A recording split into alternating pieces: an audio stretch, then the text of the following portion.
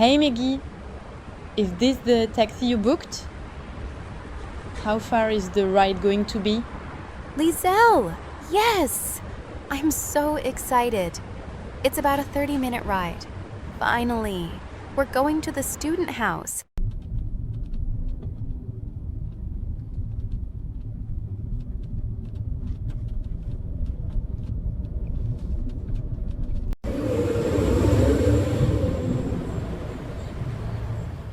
Thank you for the ride, and for the good service.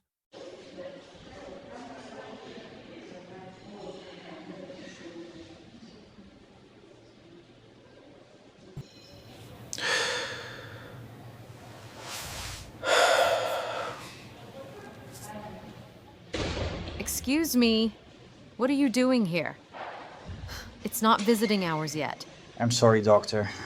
I just wanted to see how my boyfriend is doing. I'm so worried about him. Fine, but don't stay too long. This is not supposed to happen. Please don't send me away. I can't live without him. Have you found out what's wrong? The tests show he fell hard after being stabbed. We don't know who did it yet. The impact caused oxygen deprivation. What? You can't be serious. What does that mean? Time will tell, smart guy. Your boyfriend might have brain damage. But we won't know unless he wakes up, will we?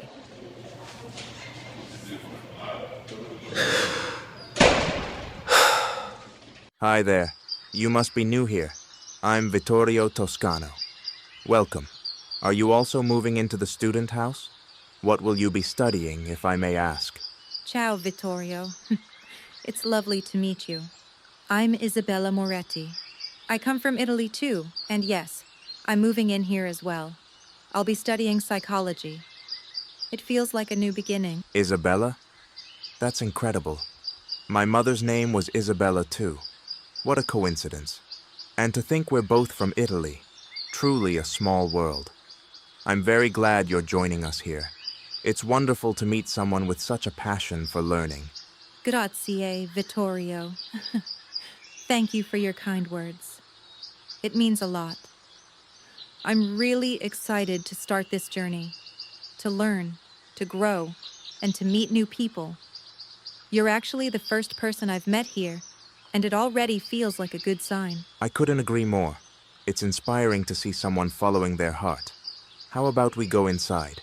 We can take a look around, find our rooms, maybe meet the others already settling in. Shall we explore our new home together?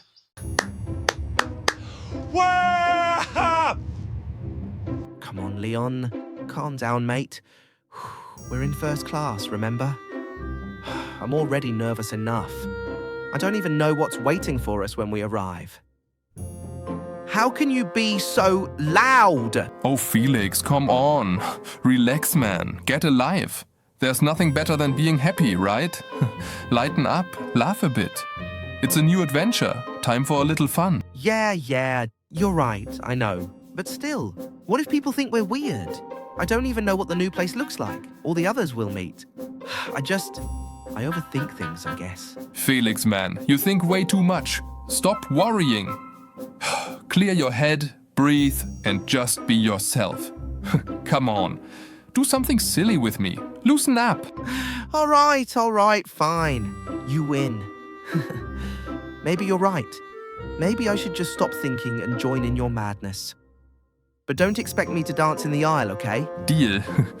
But I swear, one day you'll thank me for dragging you into my fun. Now, enjoy the ride. First class, good view, and your best buddy right here. Life doesn't get better than this. Hold it right there. Didn't I say you weren't supposed to stay long? You're still here. As I already told you, there are no visiting hours right now. Come back when it's allowed. Whoa. Whoa, doctor, please, calm down. I'm sorry. I just don't feel well. I'm so worried about my boyfriend, David. I just want to know that he's going to be okay. Yes, I know. You already told me that, and I was clear. You could stay for a moment, not this long. You need to wait. There's been no change in his condition. He's still unconscious. We don't yet know what caused it. The tests are ongoing. Now please go home and do as I say. Before I have security come over. Finally, Maggie, we made it. Our own room, our own space. It feels unreal, doesn't it? I think we're going to have a great time here. I wish I had a room like this back home in France. Yes, Liesel. Oh my gosh, it's amazing. I still can't believe we actually live here. It's so colorful, so alive. I already feel like this place is full of good energy. We're going to have so much fun. You and your good energy again. You really think this room has a spirit, don't you? Still, I have to admit, it does feel special. Maybe your optimism is contagious. Of course it does. Every place has its own energy if you listen to it. I can already feel it, like the start of something magical. You'll see. This room is going to bring us luck. If this room brings us luck, then I'm all for it. Oh, hello, Isabella. I made you a nice warm cup of coffee. I thought you might like that. Oh, Vittorio. Hello. I see you've already found my room. Thank you so much. That's very gentle of you to do this for me. I could really use a warm cup of coffee right now. You're very welcome, Isabella. I made it with love. I just want you to feel at home here, to be comfortable, and to know you're among friends. That's incredibly kind of you, Vittorio. You really are a gentleman. Such a kind and caring man. I already feel welcome here. Mostly thanks to you. I'm really glad to hear that. You deserve to feel settled and inspired. I noticed you were surrounded by books. Psychology, right? That's quite fascinating. Yes, exactly. I was already sorting through my books on emotional psychology, the way people feel, react, and connect. It's something that truly fascinates me. Shoots. Hey, smart mouth. Would you for once act normal and calm down? We just got here, so take it easy. Whoa, whoa! Sorry! My bad. Relax, man. Ridiko's right. That's not the way to greet new guests. It's childish and immature. Yeah, so maybe just leave us alone now. If that's how you're going to act, you'd better back off. I'm not here for this nonsense. Whoa, guys, relax. It was just a joke. I didn't mean to upset you. I'm new here, okay? I don't even know you yet. Then maybe start by introducing yourself properly with some manners and respect. Ridiko, it's okay. Give him a chance. He gets it now. Let him introduce himself. I am Leon. I'm from Germany. I just came here to study. And, well, I feel kinda awkward right now. Hey Vittorio, how you doing? Have you been here long? I haven't seen you around anywhere. I didn't know what time you'd arrive, but it's really nice to see you. Maggie and I took a taxi here. We first met at the train station and then came straight here together. We already settled in our room actually. So how have you been, Vittorio? Hey, Liesel. It's great to see you. And that's so nice of you to ask. I'm doing really well, actually. I'm excited for this new adventure and can't wait to start studying. Going to school together is going to be so much fun. You're right. I haven't seen you since earlier, but I took a separate taxi and just came here by myself. And funnily enough, I met a woman on the way. She's also coming here to study. Oh, really? Who then? Who else is coming to the student's house? Am I missing something here? Yeah, I met Isabella. She's from Italy too, just like me. Isn't that amazing? Such a small world. I didn't expect that at all. Wow, you're right, Vittorio. That's really something special. She's from Italy too? I didn't even know there would be more students in the house. I can't wait to meet her. Oh, by the way, do you want to see my and Maggie's room? It's really nice. Of course, I'd love to. I'll come with you. I want to see everything. This is going to be such a fun adventure, Lisel.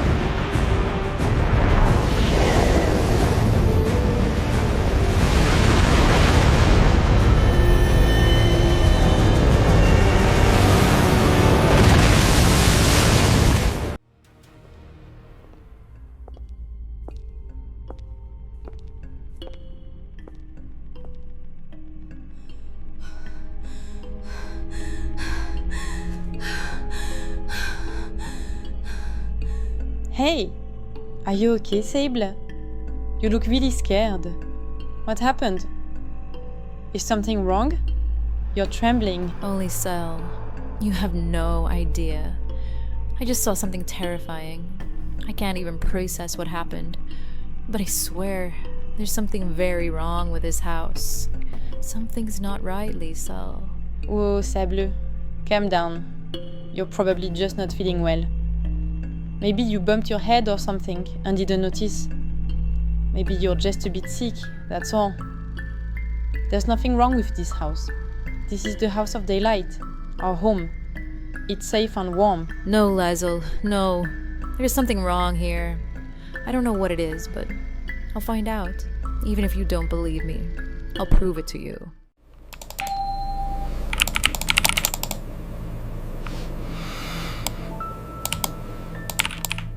Verdico, how are you? Hey, Vittorio, I'm good, just a bit busy. I'm pulling in samples on my computer so I can start a new track. It's a huge job, tons of gigabytes, and it's all search, search, search to get the exact vibe I hear in my head. I'll come eat if that's the plan. I'm not a big eater, but I'll join. Give me a few more minutes though. I just found a sample and I need to download it first. Oh, that actually sounds really interesting. Honestly inspiring how you work. I'd love to see your process sometime. I'm genuinely curious. Also, quick question. Do you know what's happening with dinner? I thought someone was cooking tonight. Want to head downstairs in a bit and check? Yeah, sure, that works. Let me finish grabbing this one last sample, then we can go.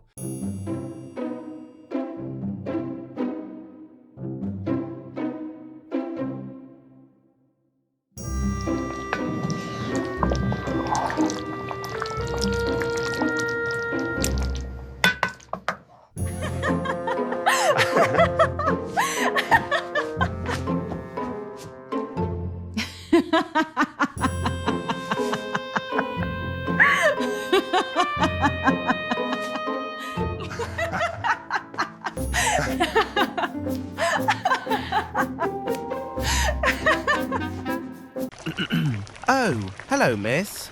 May I perhaps give you a hand with something? I don't think we've met yet. I'm Felix. I'm new here in this student house. Oh, hello. How very authentic of you to ask. I'm Isabella. I'm also new here in this student house. I'm the one cooking for everyone tonight. It's going to be spaghetti.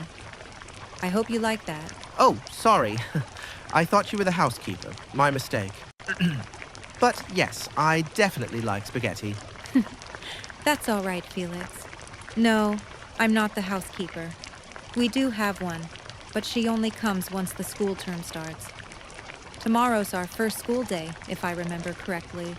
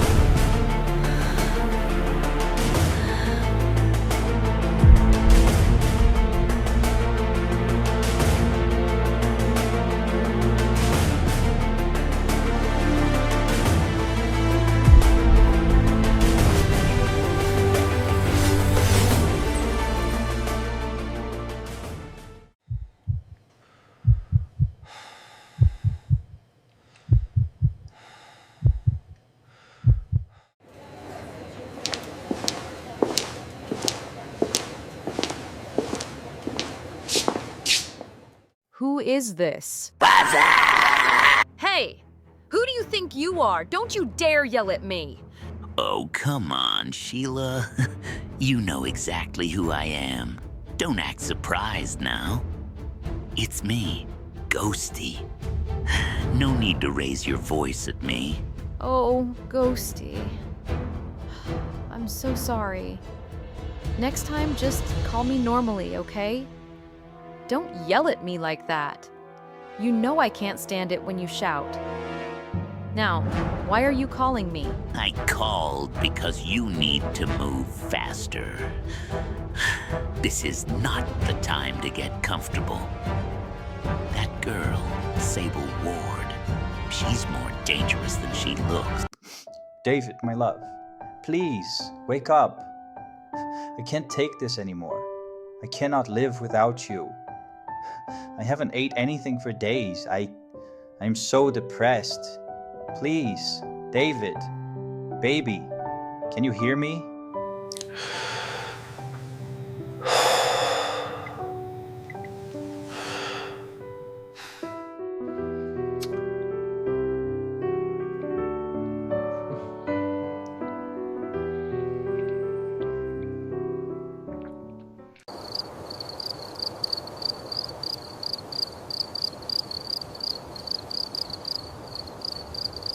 Are you ready for a new song of mine, Vittorio? Yes, I am very ready, Verdico.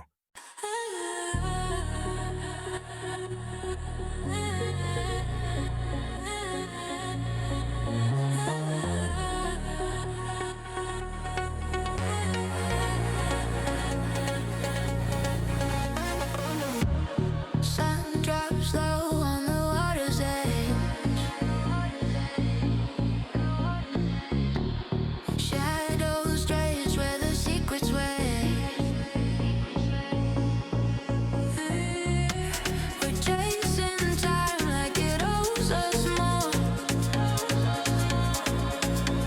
Bare feet on fire on the golden shore. Drips slow, heartbeats glow. Where do we go?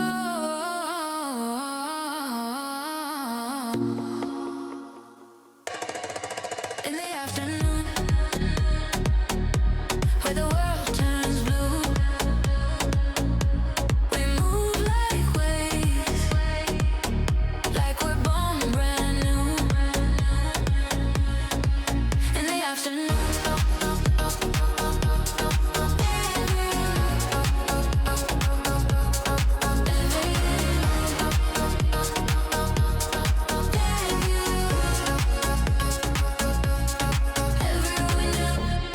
Palms sway soft in the heavy air. Dreams slip quick, but we're unaware. Your laugh cuts sharp through the island breeze. We're lost in rhythm, you and me. He runs wild, moon's a child. Stay a while.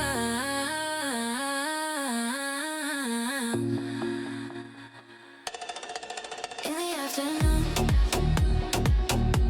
where the world turns blue,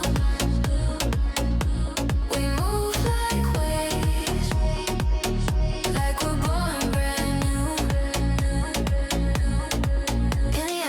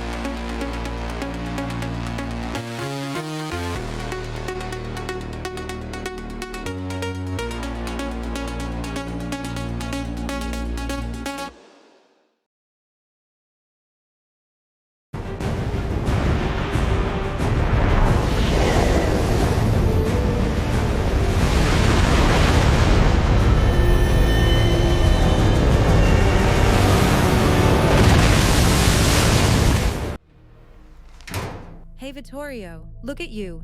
You're practically glowing. You must be excited. You really seem ready for all of this, aren't you? Oh, hello, Isabella. Yes, I really am. I've been waiting for this for quite some time. A new place, new people, a new chapter. It almost feels like I'm stepping into a story that's been waiting for me. Isn't that a wonderful feeling? I know exactly what you mean. It's that strange mix of nerves and joy, right? Like, you don't know what's going to happen, but somehow you know it's going to change you. In a good way. Yes, that's exactly it. It feels alive. And the atmosphere here, I don't know, it feels different. Like there's something meaningful about this place. I've felt that too. As if the hallways have memories. Like something important has happened here before, and we're just continuing this story. Maybe we're meant to be part of that story. I wouldn't mind that. Anyway, do we have a class together today? Yes, I believe so. If I'm not mistaken, Germany. With that teacher who talks incredibly fast, but somehow expects everyone to keep up. Oh, yes. Him. I swear he could teach German to a wall and still be disappointed it didn't respond fluently. Well, I suppose that means we should sit together. At least then the confusion will be shared, and therefore less painful. Deal. Shared suffering builds strong friendships. And who knows? Maybe we'll actually learn something too. I have no doubt we will. But the question is, are you ready, Isabella? Born ready. Come on, partner. Let's go survive Germany together. Lead the way, Isabella.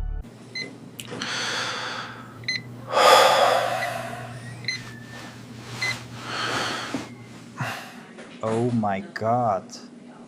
David? Honey? Junior? Baby? What am I doing here? What's going on, my love? David, oh my God. You have no idea how happy I am that you are awake. Can you remember anything about what happened last Christmas? No? What are you talking about? You were talking about that we had sex at Christmas? Or what else, love? No, love. You were stabbed by that freaky clown, remember? I was worried sick. The doctor told me that you might have brain damage. I have been here since day one. Not eating, just worrying sick about you. Okay, love, hold it right there. I would remember if that happened. So, it's not true. Just tell me what's going on, Vertigo Jr., now.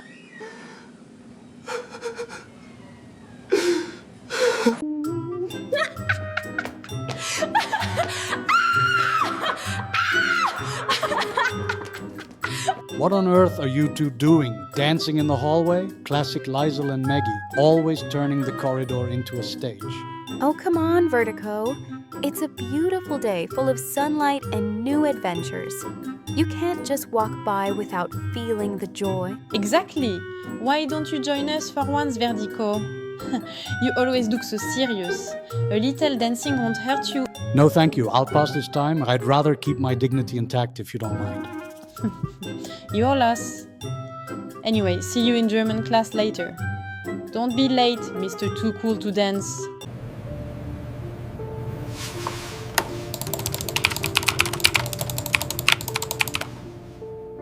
Doctor, what's going on? My boyfriend, David, finally woke up, but he doesn't remember anything. I tried to explain what happened, and he just got angry at me. He talked in a way he's never talked before. Cold, distant. What's happening to him? Mr. Junior, I did warn you there could be complications once he regained consciousness. He's been through something very serious.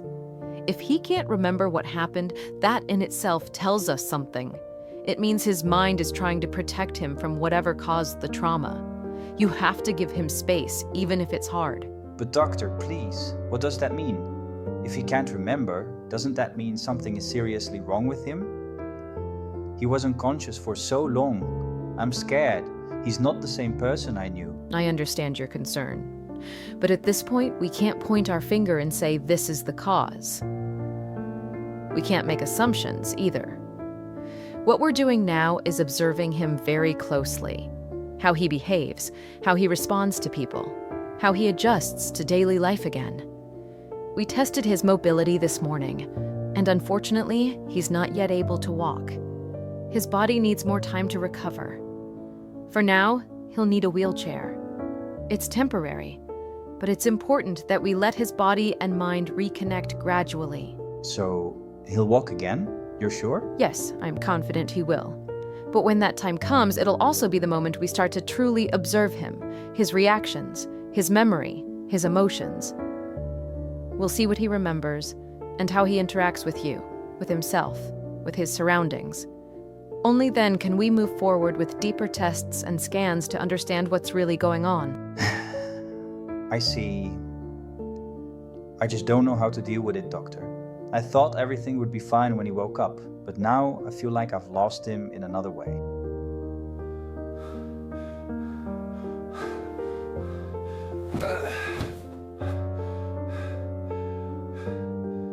I know it's difficult, but for now, you need to rest too. Go home, get some sleep. I'll personally bring David to your student house later today. You live there, right? I'll make sure he's comfortable and properly settled. All right, Doctor. Thank you. I need some time to process all of this. Could you please call me when you're on your way with him?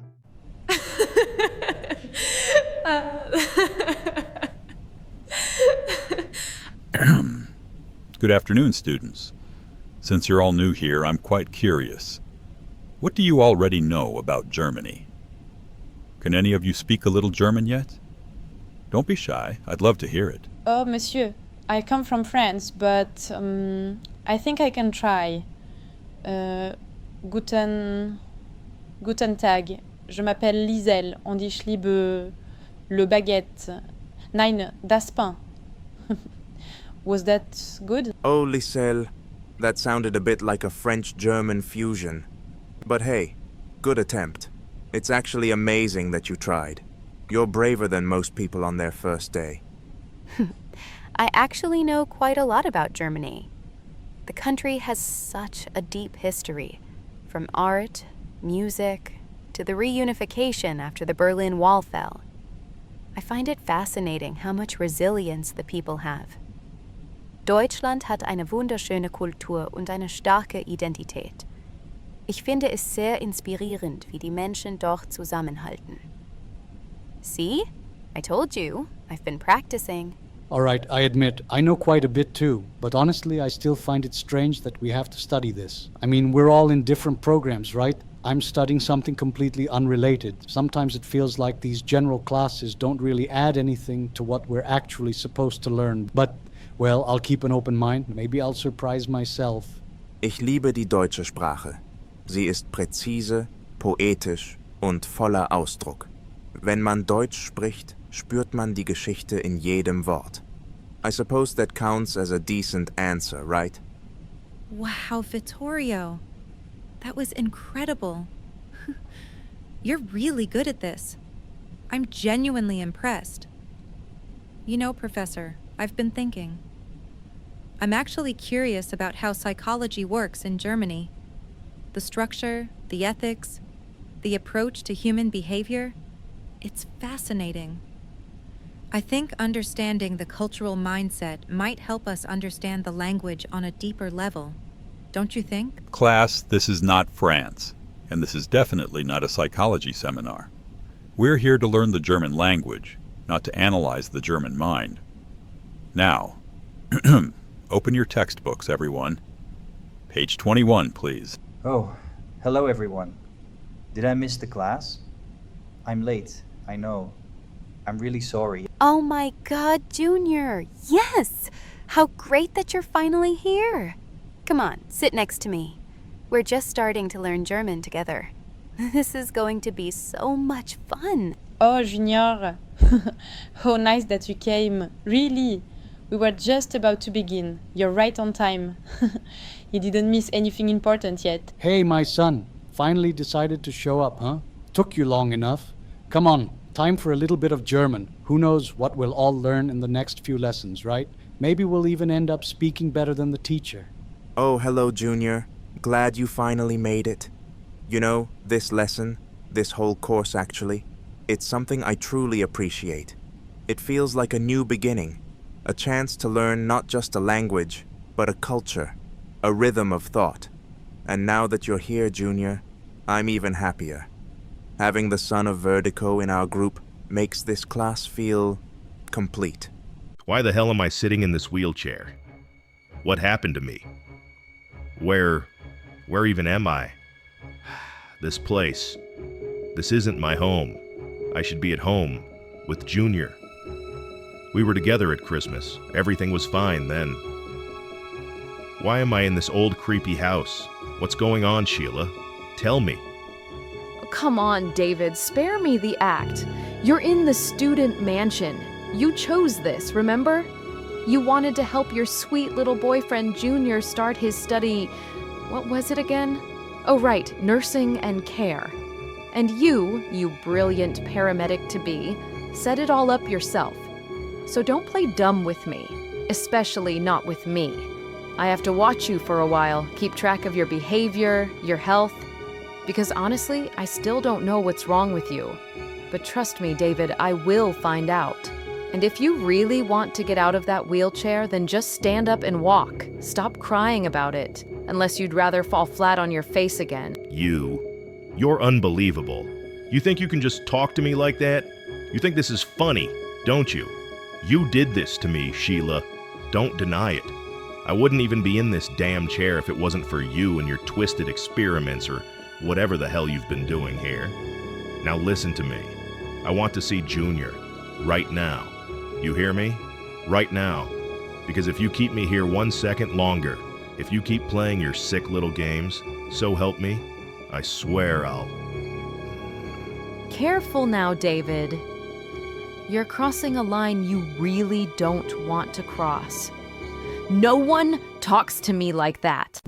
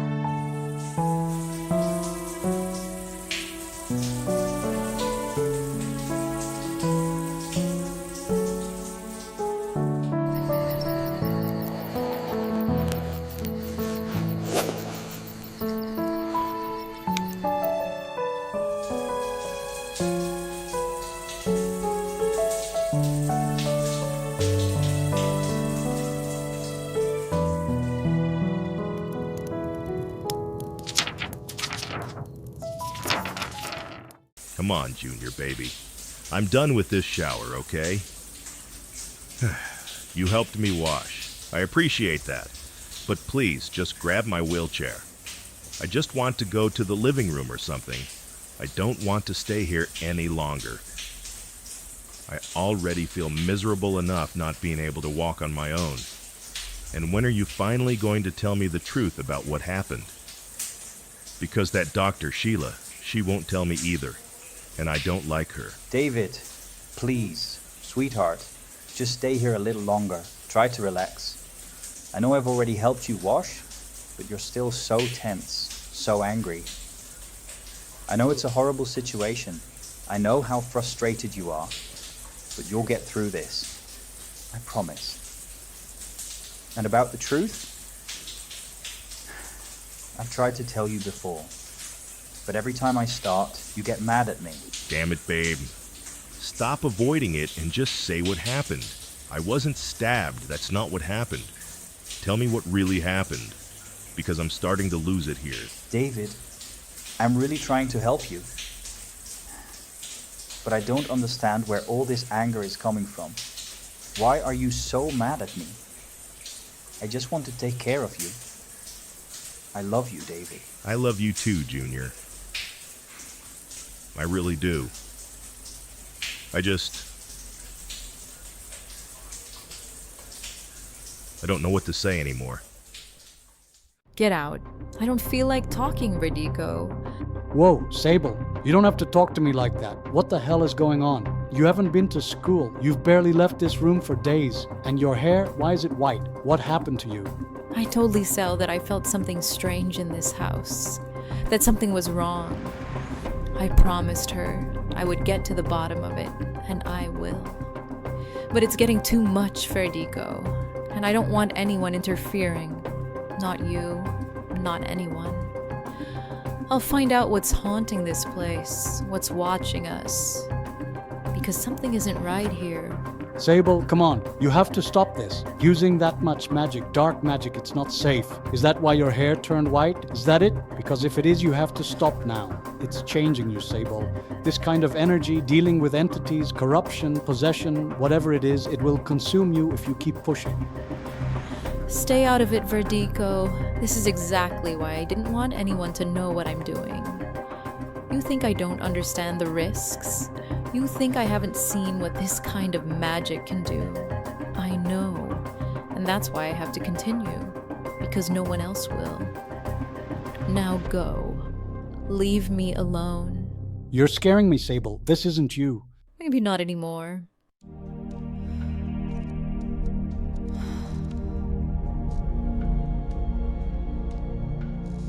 Oui, Baguette. You know, Leon, I've been trying to figure you out. You're always calm, even when chaos hits this house.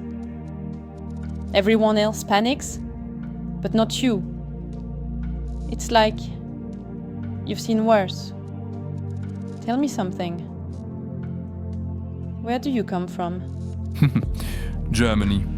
Not the picture-perfect kind with castles and fairy tales. I grew up near Dortmund, an old mining town. Grey skies, cold winters, and the sound of trains at night. My father worked at a steel plant.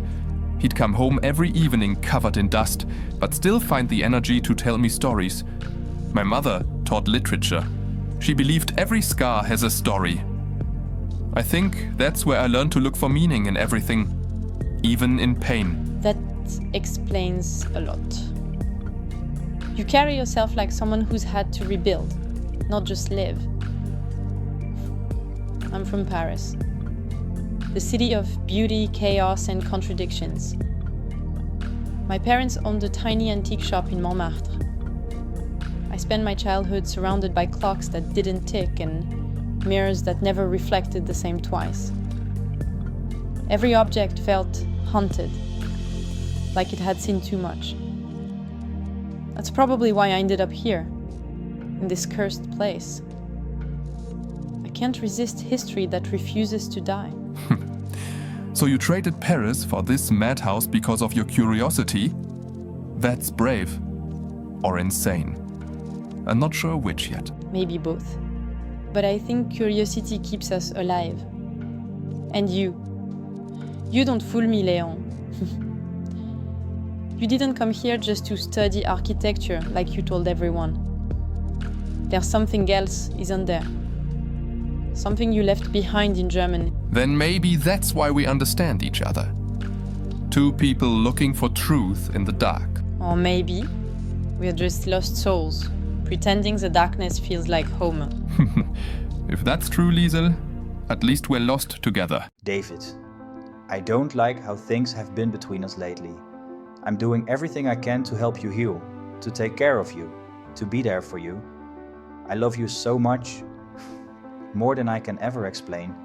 You mean everything to me, and it's breaking me apart that you don't see that. Junior. No, please, just let me talk for a moment. You were in the hospital for weeks. I barely left your side. I didn't eat, I didn't sleep. I lost 5 kilos just sitting next to your bed, hoping you'd open your eyes again. And when you finally did, I thought it would be over, that we'd go back to normal. But now, every time I tell you what happened that night, you look at me like I'm making it all up. Junior, I don't want to fight about this again. Please. I know it didn't happen. I remember Christmas Eve clearly. We were together in bed. I remember you, your warmth, your touch, your breath against me. There was no clown, no attack, nothing like that. David, how can you say that? You had a stab wound in your chest. I saw the blood. I saw you fall. I thought you were gone. Do you think I would ever lie about something like that? I know you wouldn't lie on purpose. But maybe you dreamed it. Or maybe, I don't know, you saw something else. I just can't remember anything like that. If I really was stabbed, wouldn't I feel something? Wouldn't I remember the pain, the moment? You were unconscious, David. You lost so much blood. The doctor said you were lucky to survive. How can you not believe that? Because it doesn't feel real to me. Every time I close my eyes, I don't see a clown or a knife. I see you. I see the way you looked at me that night. Like nothing in the world could hurt us. And maybe that's why I can't accept your version, because it destroys that moment for me. Do you think I want to destroy it? I'd give anything to forget that night, to just pretend it never happened. But I can't. It's in my head every day, every time I look at you. I can still hear your breath slowing down. I thought I'd lost you forever, David. Junior? Please, come here. I love you. Hug with me. That is what I want. Just kiss me. So, Liselle, was it nice talking with Leon tonight? Did you have a fun little chat? Because I saw you, you know. Maggie, what are you talking about? It was just a normal conversation. We were just talking, that's all. A normal conversation, huh? Getting to know each other better, maybe. Don't play dumb with me. I saw how he looked at you, and how you smiled back. I danced with him first, Liesel. He clearly has an interest in me. So why are you trying to get closer to him? Oh, come on, Maggie. Please, not this. You're overreacting. I don't have any weird intentions with Leon. He's our new housemate. I was just being friendly. I'm curious who he is, that's all. Right. Because sitting that close and laughing at everything he says is just you being friendly, huh? I don't know, Liesel. It didn't look that innocent to me. Wow, are you seriously jealous right now? Since when do we compete over someone we barely know? I wasn't flirting, Maggie. You know me better than that. Do I? Because lately, I'm not so sure. You keep saying things like that, but your actions say something else. You knew I liked him. You knew. And still, you couldn't just let it be. I didn't do anything. Leon started the conversation, not me. What was I supposed to do, ignore him completely? You're being ridiculous, Maggie. Don't call me ridiculous. I'm not blind, Liesel. You like attention. You always have. And when you see someone showing interest in me, suddenly you're right there beside them. That's not fair. You're twisting everything. You think the whole world revolves around who's looking at you. Maybe Leon was just being nice. Maybe you're the one reading too much into it. Don't you dare turn this on me. You crossed a line tonight. You can pretend it was harmless all you want, but I saw what I saw. And honestly, I don't even know what to think of you right now.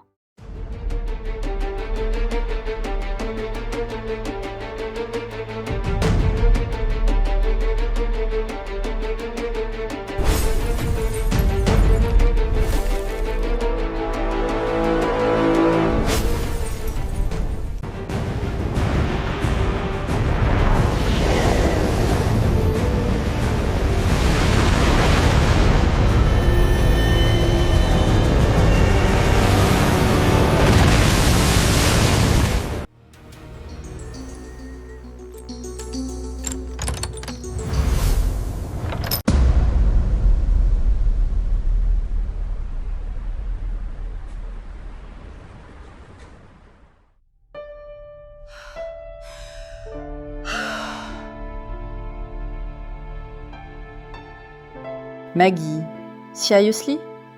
Are you still angry? Are we really doing this? Are you seriously still acting like this toward me? I mean it, Maggie. Stop acting weird. I didn't do anything wrong. Oh, really? Nothing wrong? That's funny because it sure looked wrong to me. You were standing there with Leon like you've known him for years, laughing, smiling, acting all innocent. Meanwhile, I was the one who danced with him first. I saw him first, Liesel. Oh my god, Maggie. Are you hearing yourself? You don't own him. No wonders. I was just talking to him, that's all. Talking. Like normal people do. Normal? That wasn't normal. Come on. You were giving him those eyes. Those eyes you do when you're interested in someone. Don't deny it. Those eyes? Maggie, what the hell? I wasn't flirting. I was literally asking him where he's from. That's it. Dortmund. End of story. I wasn't trying to steal anything from you. You didn't have to. Just the way you stood there was enough. You were trying to make a move, whether you admit it or not. It didn't feel right. You know I liked him. Maggie, I know you liked him. You've said that like 50 times. But that doesn't mean I can't have a conversation with the guy. Am I supposed to avoid him forever just because you like him? Is that what you want? Maybe.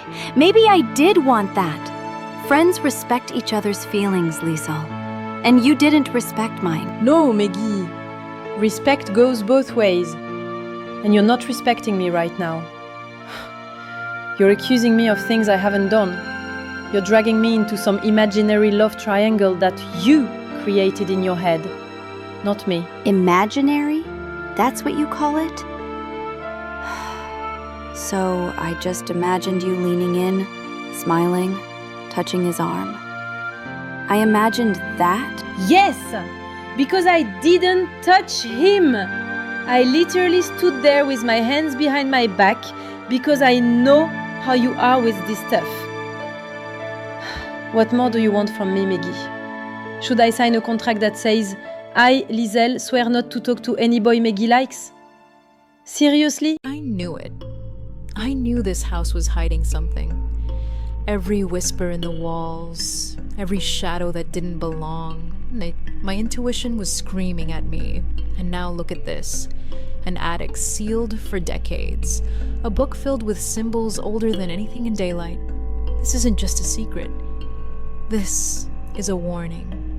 Something in this house isn't just wrong. It's alive, watching, waiting. If the entity is truly reaching into our world, then I'm done running. It's time to fight back. And if the legends are true, then I'm not alone. So, let's see if the power of four still listens. Spirits of the chosen four, guardians strong from days of yore, witches bound by ancient light, rise as one and face the night. Through earth and fire, wind and sea, let your power flow to me. By the strength the chosen claim, protect our world from daylight's flame.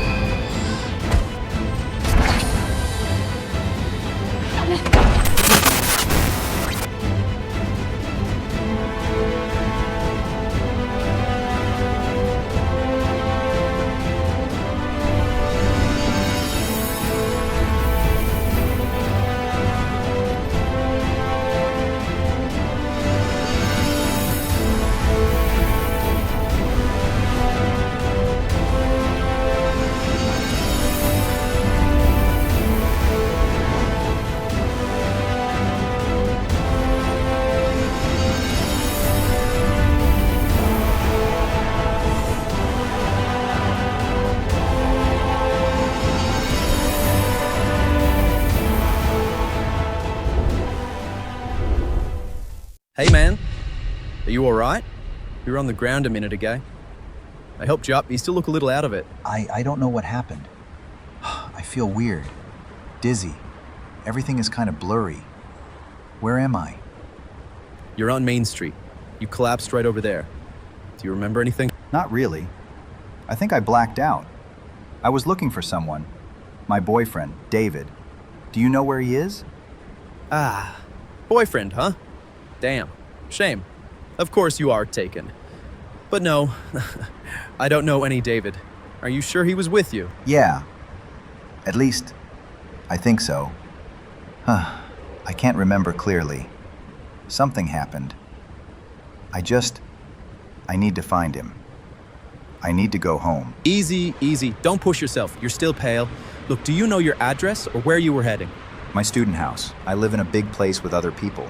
I just don't know which direction it is from here. Student house? I think I know which area that might be. There's only one big student building around here. Really? So you know the way? Pretty sure. And you're not walking there alone in this state. I'll guide you. Come on, I'll take you.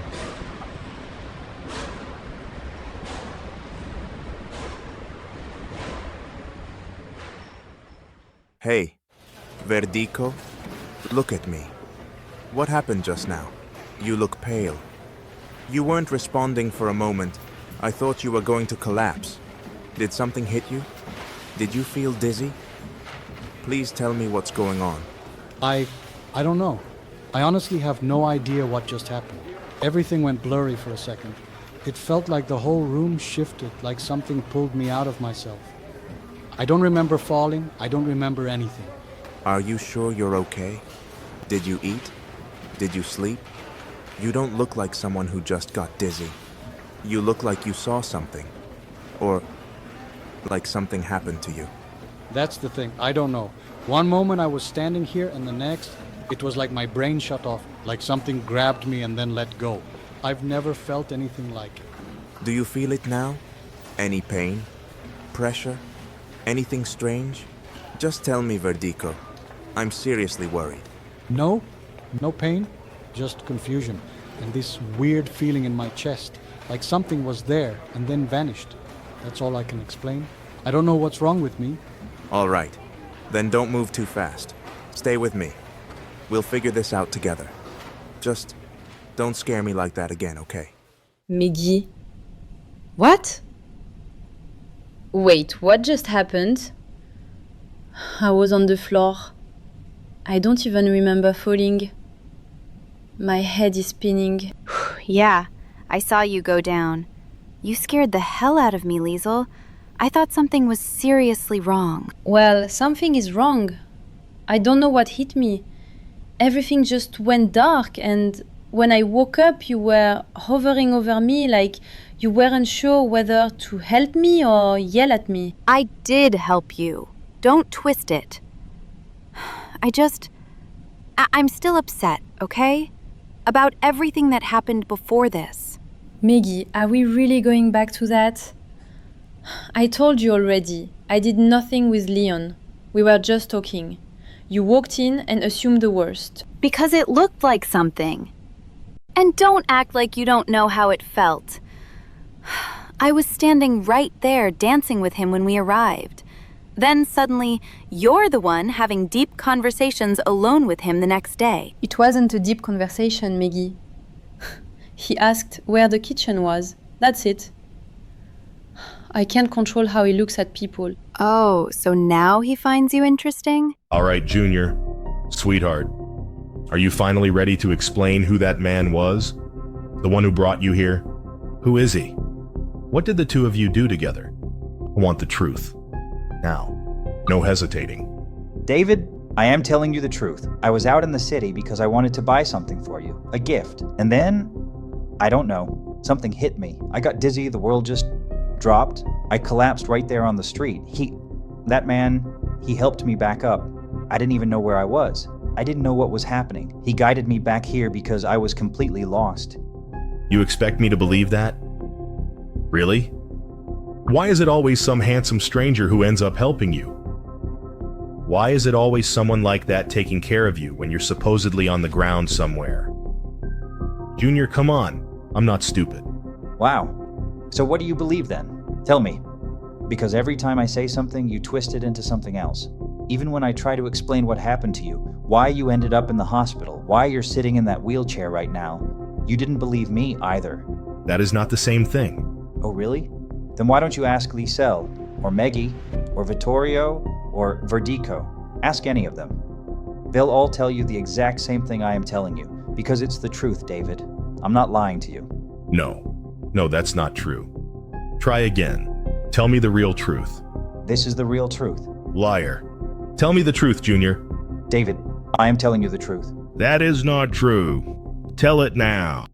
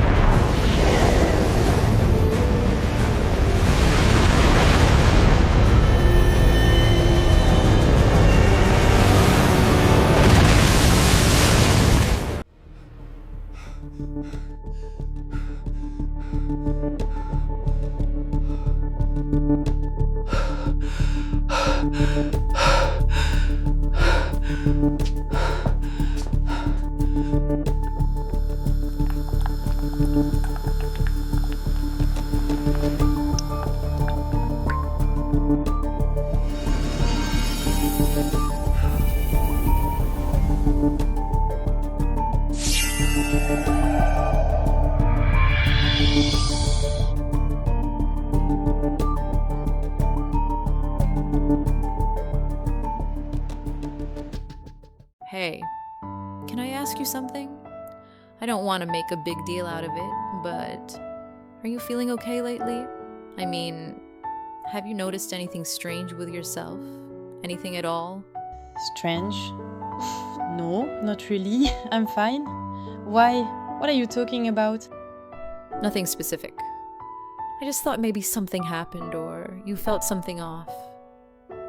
Maggie mentioned you were on the floor for a moment earlier, like you fainted or something. I just wanted to check on you. Oh, that. Yeah, it's true. I did end up on the ground for a moment, but it wasn't dramatic or anything. I just felt a bit off, kind of dizzy. It passed almost immediately.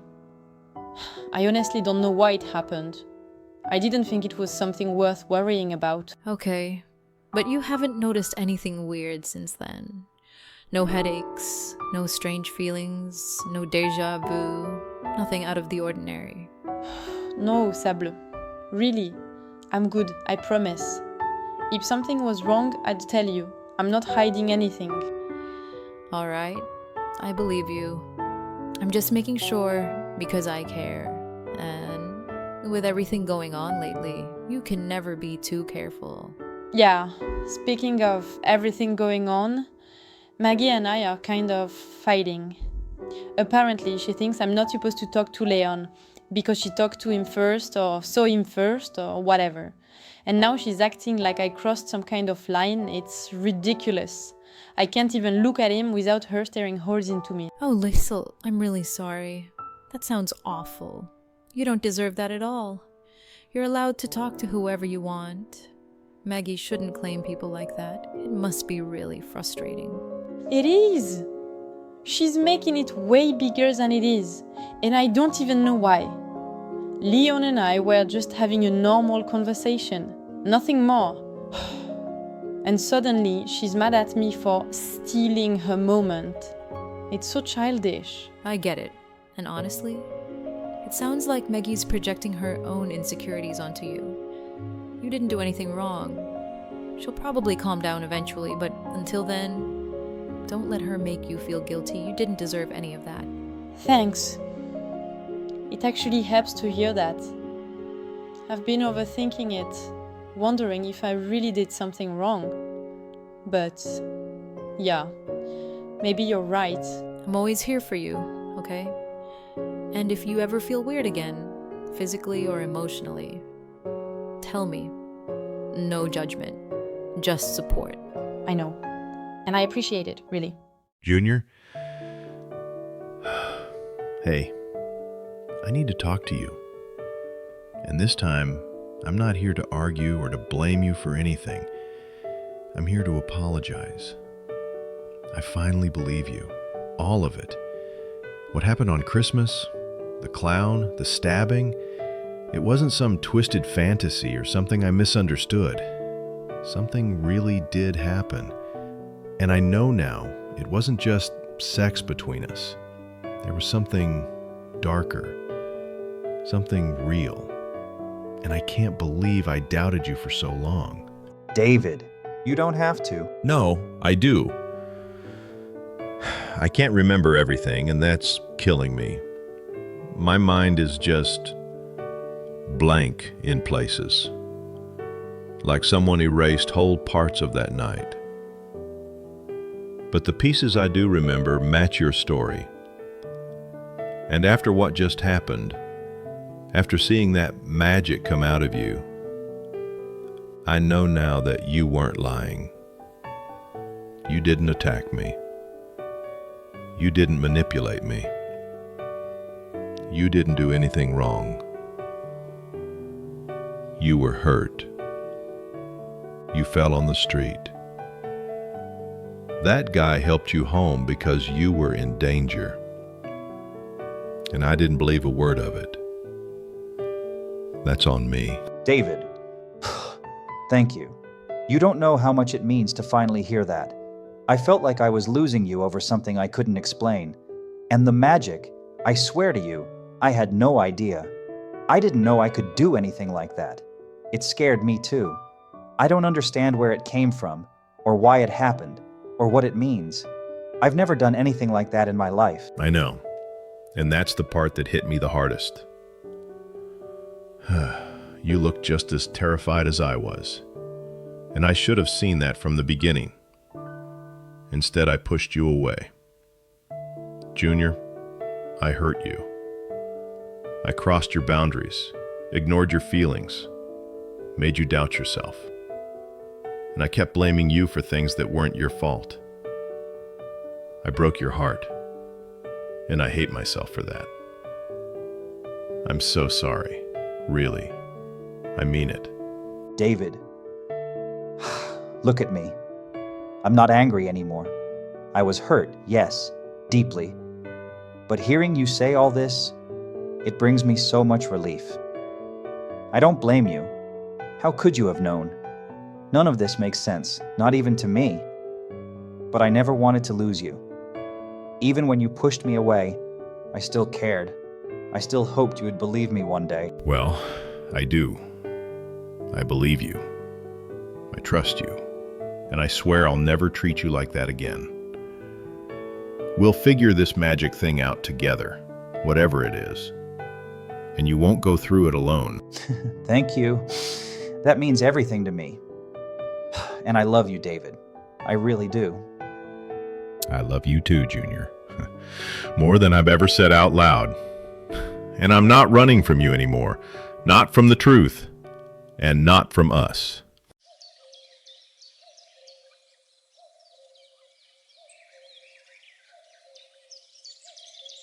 Verdico, I've been meaning to ask you, are you feeling any better today?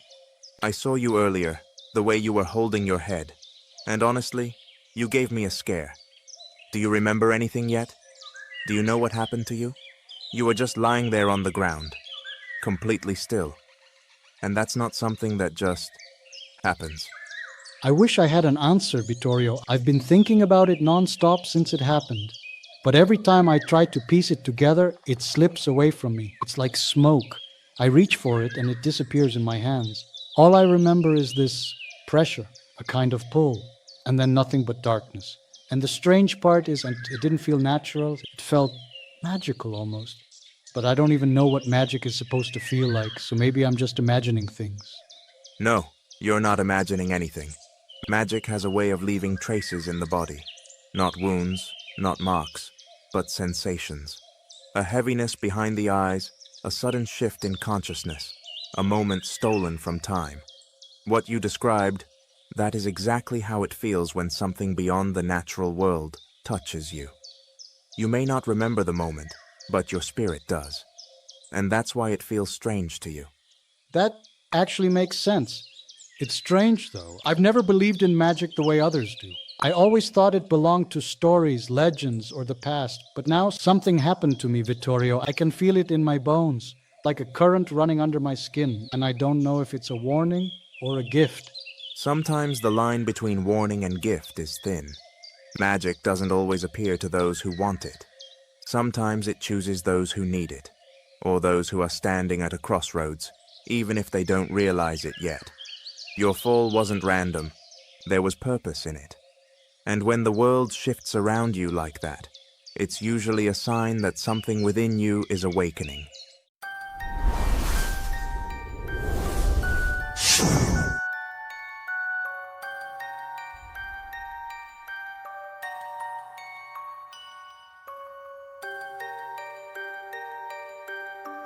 Vittorio, hello? What is going on here?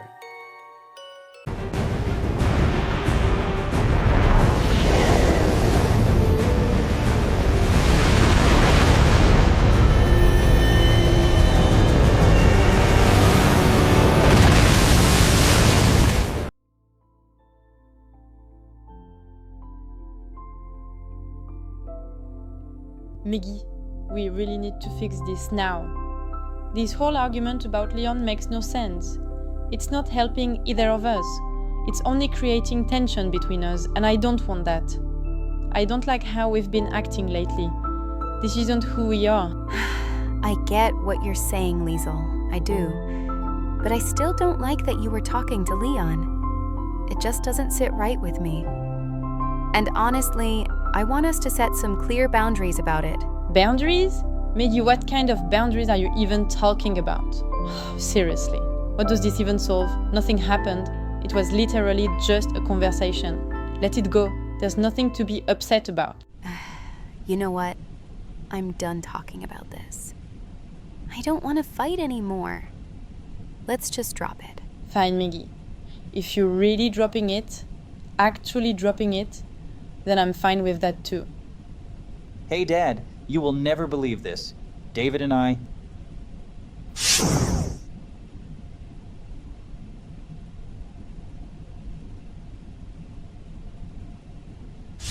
We are back together, so much in love. David is finally normal again. Dad, why are you laughing? Oh, son, I just froze you. I don't know how, but I have magic now. Magic, huh? Well, I do too. No, you don't have magic, son.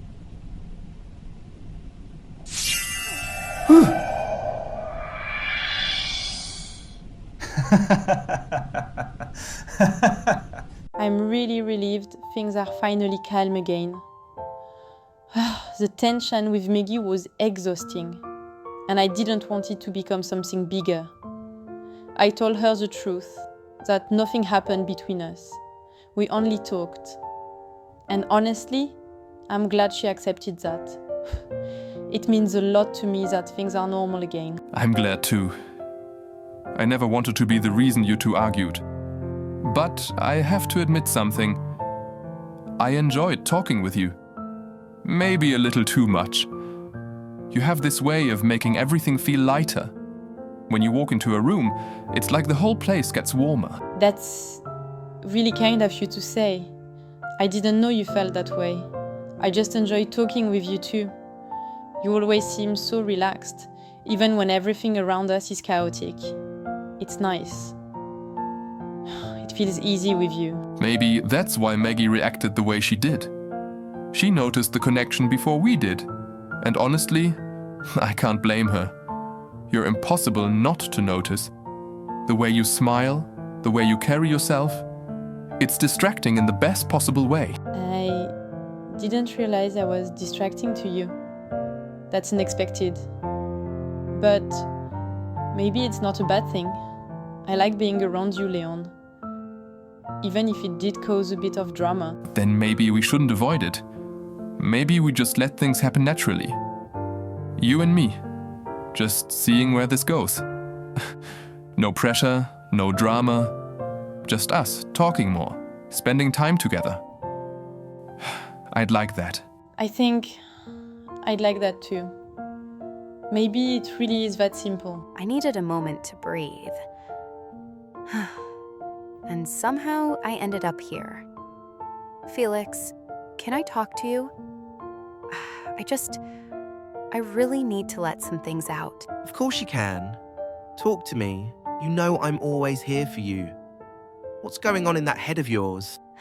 It's just been a lot. The fight earlier, the way everything escalated. I keep wondering if I was too harsh, or if I should have just walked away. I hate feeling like this. You weren't too harsh. You just care deeply, and sometimes that comes out strong.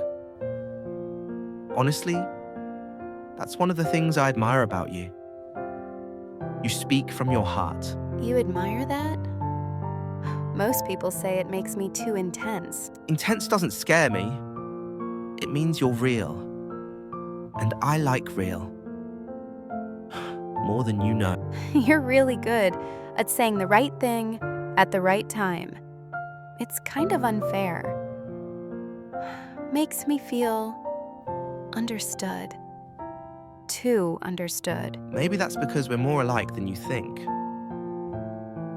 I see myself in you. The fire, the stubbornness, the loyalty. It's familiar. Almost identical.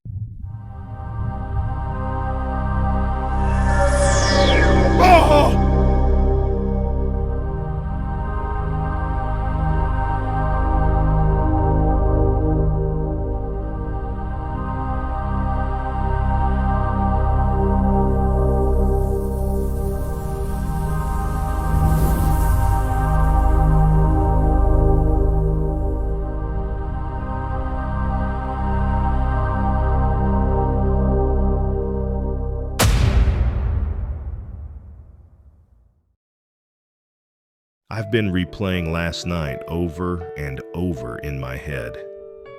Not because I remember it, but because I remember how I made you feel. I kept accusing you of lying to me when you were the only person who stayed by me. I don't know how I got into that hospital. I don't know why I can't remember being stabbed, and I hate that I can't control any of it. But the worst part is that I looked at you like you were the problem, when you're the reason I'm still here. I don't care if my memory is broken. I don't care if it takes weeks or months. I just don't want to lose you again, because I was too scared to believe you. You didn't lose me. You were confused and terrified, and I understand why you pushed me away. You woke up with nothing but the memory of the night we were together, and suddenly I'm standing there telling you that you were stabbed, that you almost died, and that people are showing magic out of nowhere. If I woke up like that, I wouldn't believe me either. I'm not angry anymore. I just needed you to trust that I was on your side, even when you didn't understand what happened. My dad, he has magic too. I found out only a few days ago when I tried to tell him what happened to you, and he froze me as a joke. And when I threw him across the room without touching him, he wasn't shocked. He was proud. None of this is normal, David, and I don't want to face it alone. I want to face it with you, if you still want that. I do want that. I don't know what's happening to my body or my mind, and I don't know how long it'll take before I remember anything the way I should. But I don't need perfect memory to know who I care about. I don't need to remember every detail of us to know what it feels like to love you. When you told me your father has magic, I thought it would scare me more, but it doesn't. It just makes me realize how dangerous it could have been for you to stay beside me all that time. And you still did. If your father trusted you enough to let you learn your own way, then I should trust you too.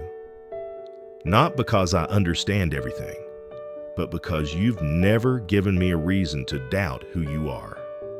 So yes, I choose you, even with missing pieces in my head.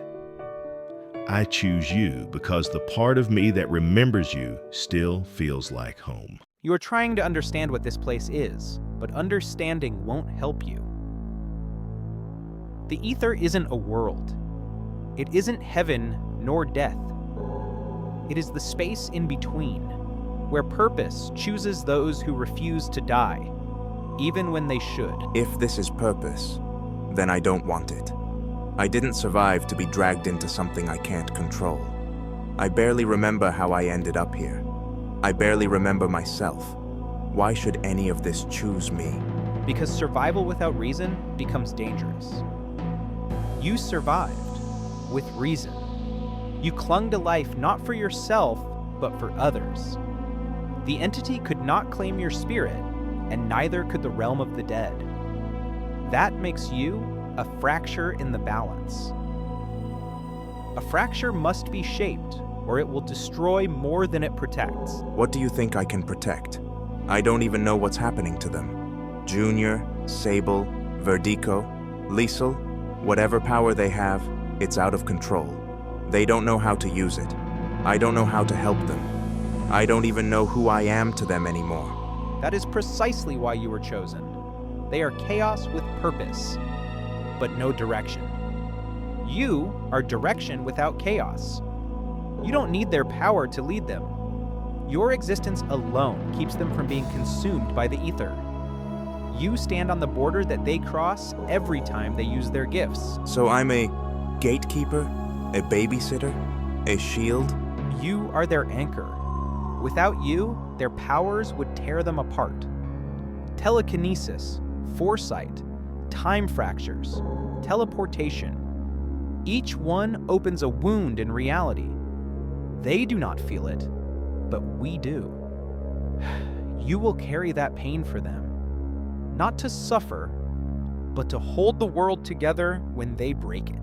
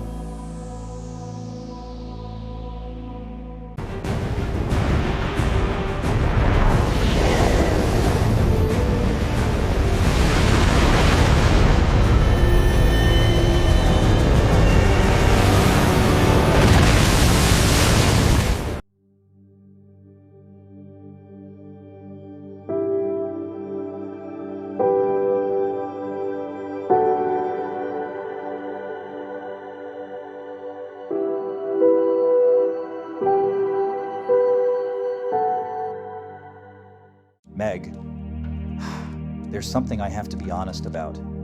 Ever since David woke up, it feels like I'm trying to love someone who doesn't remember how we became us.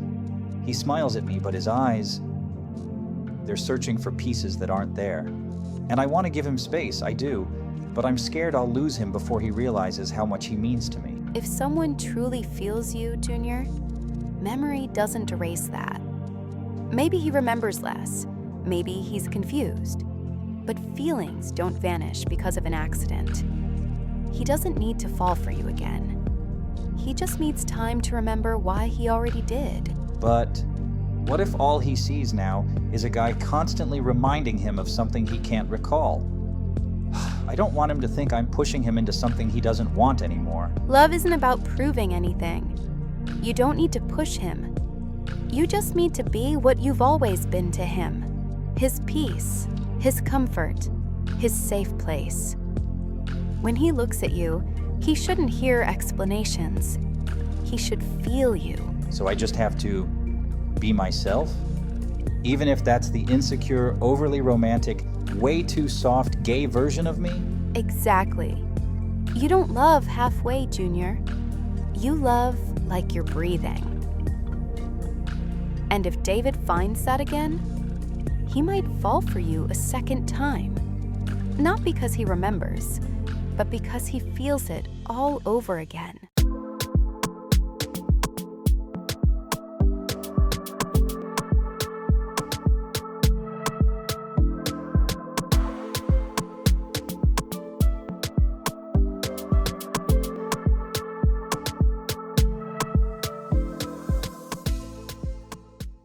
Tu sais, avec ces lumières autour de toi, tu ressembles presque à un secret que j'ai envie de découvrir.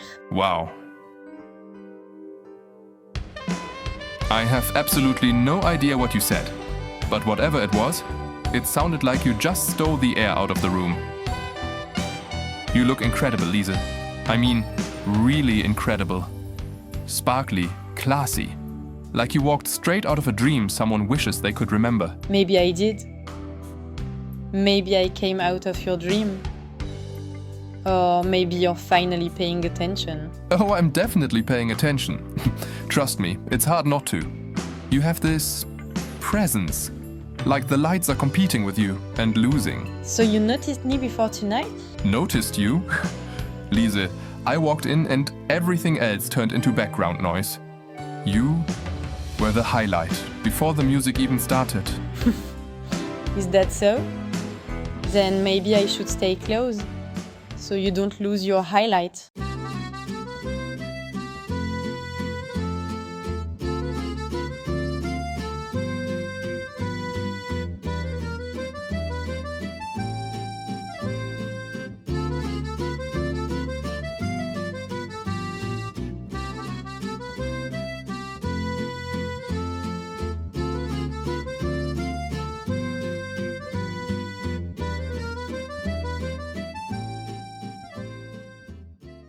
Care to explain something to me?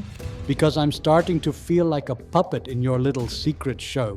One day I'm just another guy in this house, and the next, I can freeze time with my bare hands. I don't suddenly become a walking glitch of reality. That doesn't just happen. You knew something. You were waiting for it. You've been performing rituals in the shadows, studying symbols in books no one here should even know exist. And now you act as if I should be grateful? No, you're going to explain this. Right now. You think the universe waits for your permission? You think power comes with a polite warning? No. Forces like this don't ask before choosing someone. I only opened a door, and I did it because that door called to me, louder than any human voice ever could. I found something in the attic, something everyone pretended wasn't there, something that breathed through the floorboards. You opened a door? Are you out of your mind? Whatever you unleashed is inside me. I can bend seconds like they're made of paper. I stop time as if it's a toy I didn't ask to touch. You don't get to act like that's normal. You don't get to shrug off responsibility. You crossed a line and dragged me into it. I dragged you into nothing. The power chose you. The book only confirmed it. It was titled Daylight, written in symbols older than this building, older than any living language. It spoke of four intertwined energies bound by the same force. It said nothing about being alone. So yes, I spoke the incantation. And no, I regret nothing. Not when the house itself whispers. Not when the attic bleeds memories. And not when you, of all people, were chosen. Chosen for what? To serve your vision of destiny? To become some kind of weapon? Or to save something none of us asked to be part of? You play with ancient power like it's just another hobby. You risk our lives because you're curious. Not because I'm curious. Because I'm not alone anymore. I felt it the second you froze time. You think the house is watching? It isn't watching you. It's waiting for you. And whether you like it or not, you're going to help me. The power of 4 demands unity. You don't have to like me to fulfill your part.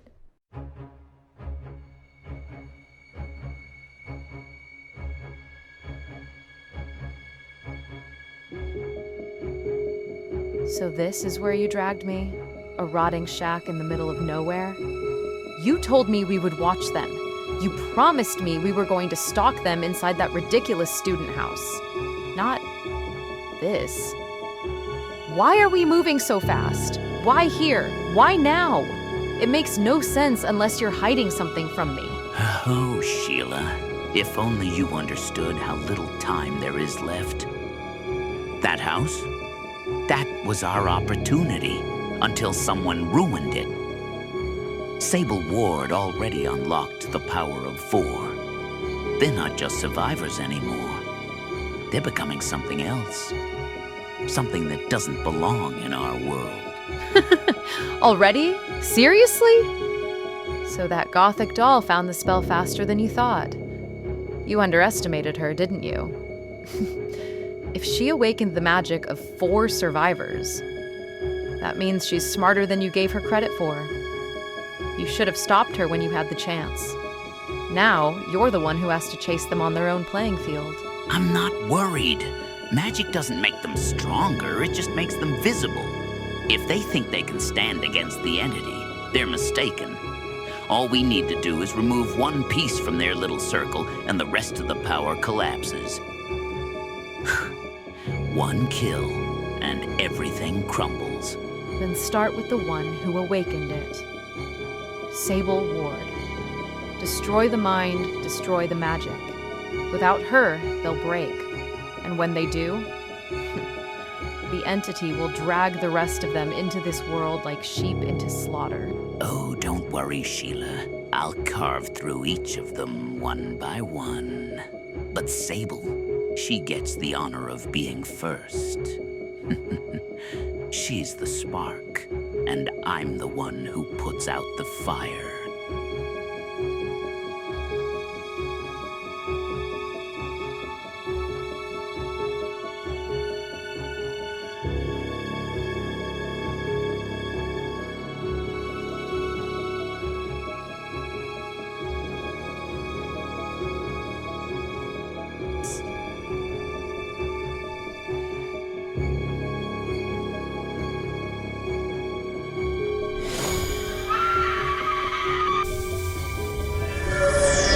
No! Leon!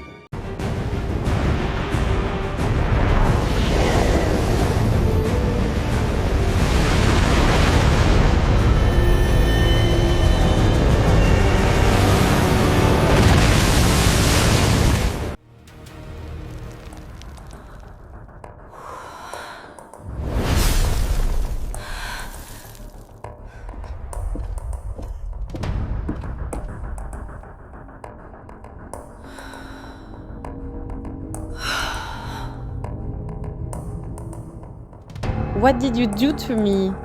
I didn't ask for this. I didn't want it.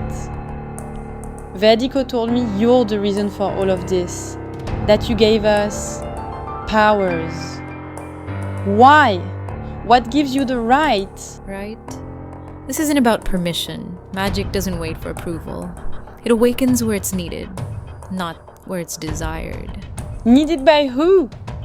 We're students, not some chosen army. I don't want strange voices in my dreams. I don't want glowing orbs. I don't want this weird energy in my hands. I just want my life back. Your life was never yours alone. There is an ancient force shaping the threads around us. The power of 4 wasn't created, it was revealed.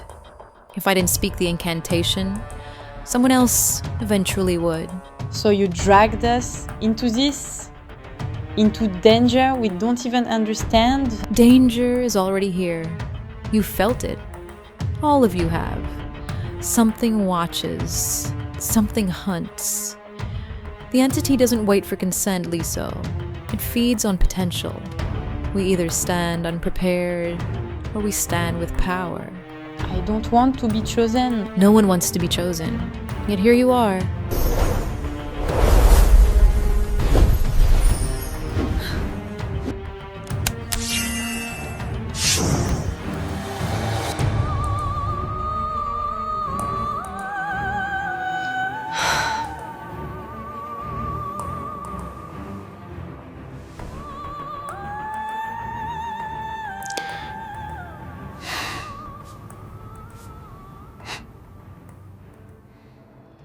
Do you ever walk into a place and feel like you're not really part of it?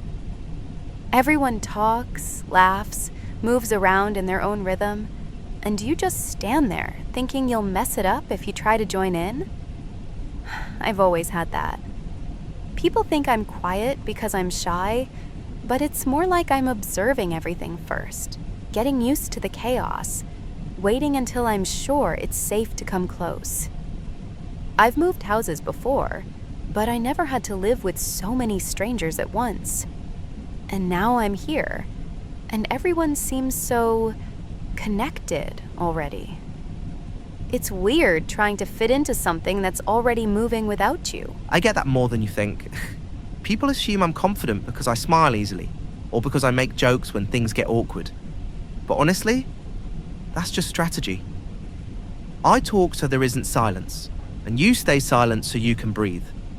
Same goal, different method. I don't feel like I fit in automatically either. I study people too. I just cover it up with noise. So maybe you're not on the outside. Maybe you're just choosing when to step inside. And that isn't wrong. It actually takes guts to wait. You don't talk like someone who's just trying to be liked. Most people try too hard. You sound like you don't care if someone accepts you or not. That's confusing. And kind of interesting, I guess. You make it sound easy, like being here is no big deal. It's not easy. I just don't let the difficulty run the conversation. And I don't need anyone here to like me immediately. I just want to understand who I'm living with. That includes you. But only at your pace. If that's slow, then slow is fine. If that means we talk for 5 minutes today and nothing tomorrow, that's still progress. I don't need more than that. Most people rush. You don't. That's new. Kind of comforting, actually. And I guess talking to someone who isn't trying to push feels okay. So if you're serious about slow, then I can try. But I can't promise I won't disappear sometimes. I hate being watched too closely.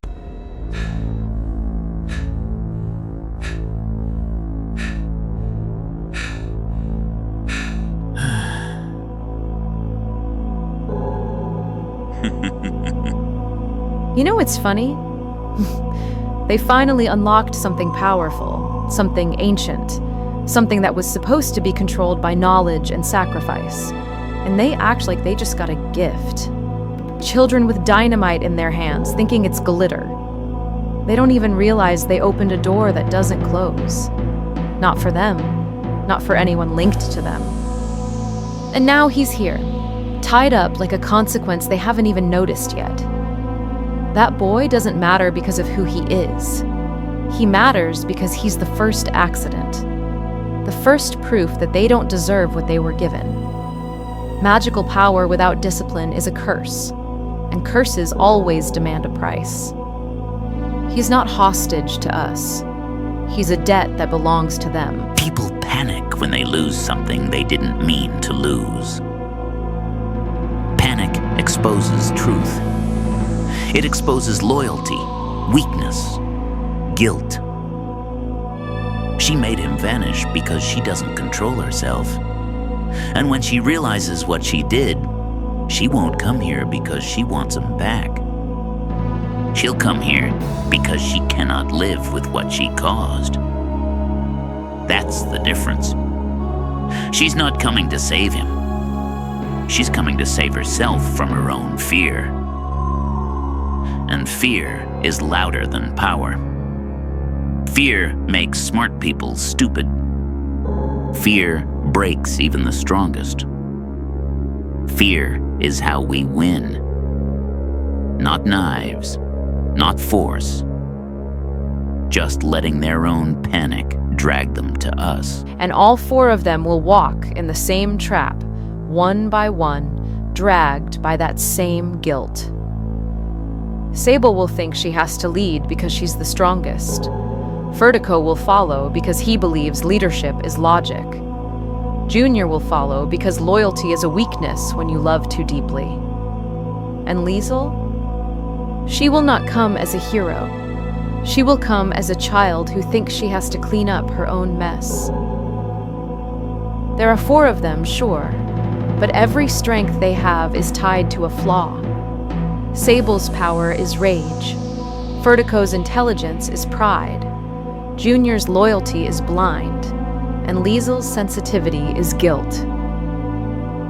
And guilt is the most powerful leash in the world. You can choke an entire army with guilt. Fable thinks she's in control because she lit the spark. She believes strength equals leadership. She believes she's the reason things began. But she never understood that the first person who moves isn't the leader. The one who stands still and waits holds the real control. They believe they started something, but they can only follow it. They're reacting. They'll keep reacting until the entity stops them. We don't chase them. We wait for them. Power that isn't controlled always walks back to the one who is patient. Exactly.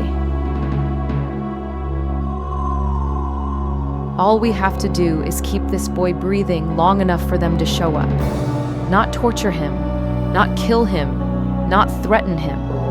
Just let him sit here and exist as a mistake they cannot ignore. And they will come running, thinking strategy matters, thinking love matters, thinking friendship is enough. They don't understand the world they stepped into. This world doesn't feed on love. It feeds on responsibility. It feeds on fear. The entity will not kill them. It will use them. And we will stand right here, watching them walk into its mouth on their own. Because in the end, they won't be destroyed by power. They'll be destroyed by the weight of being too unprepared to hold it.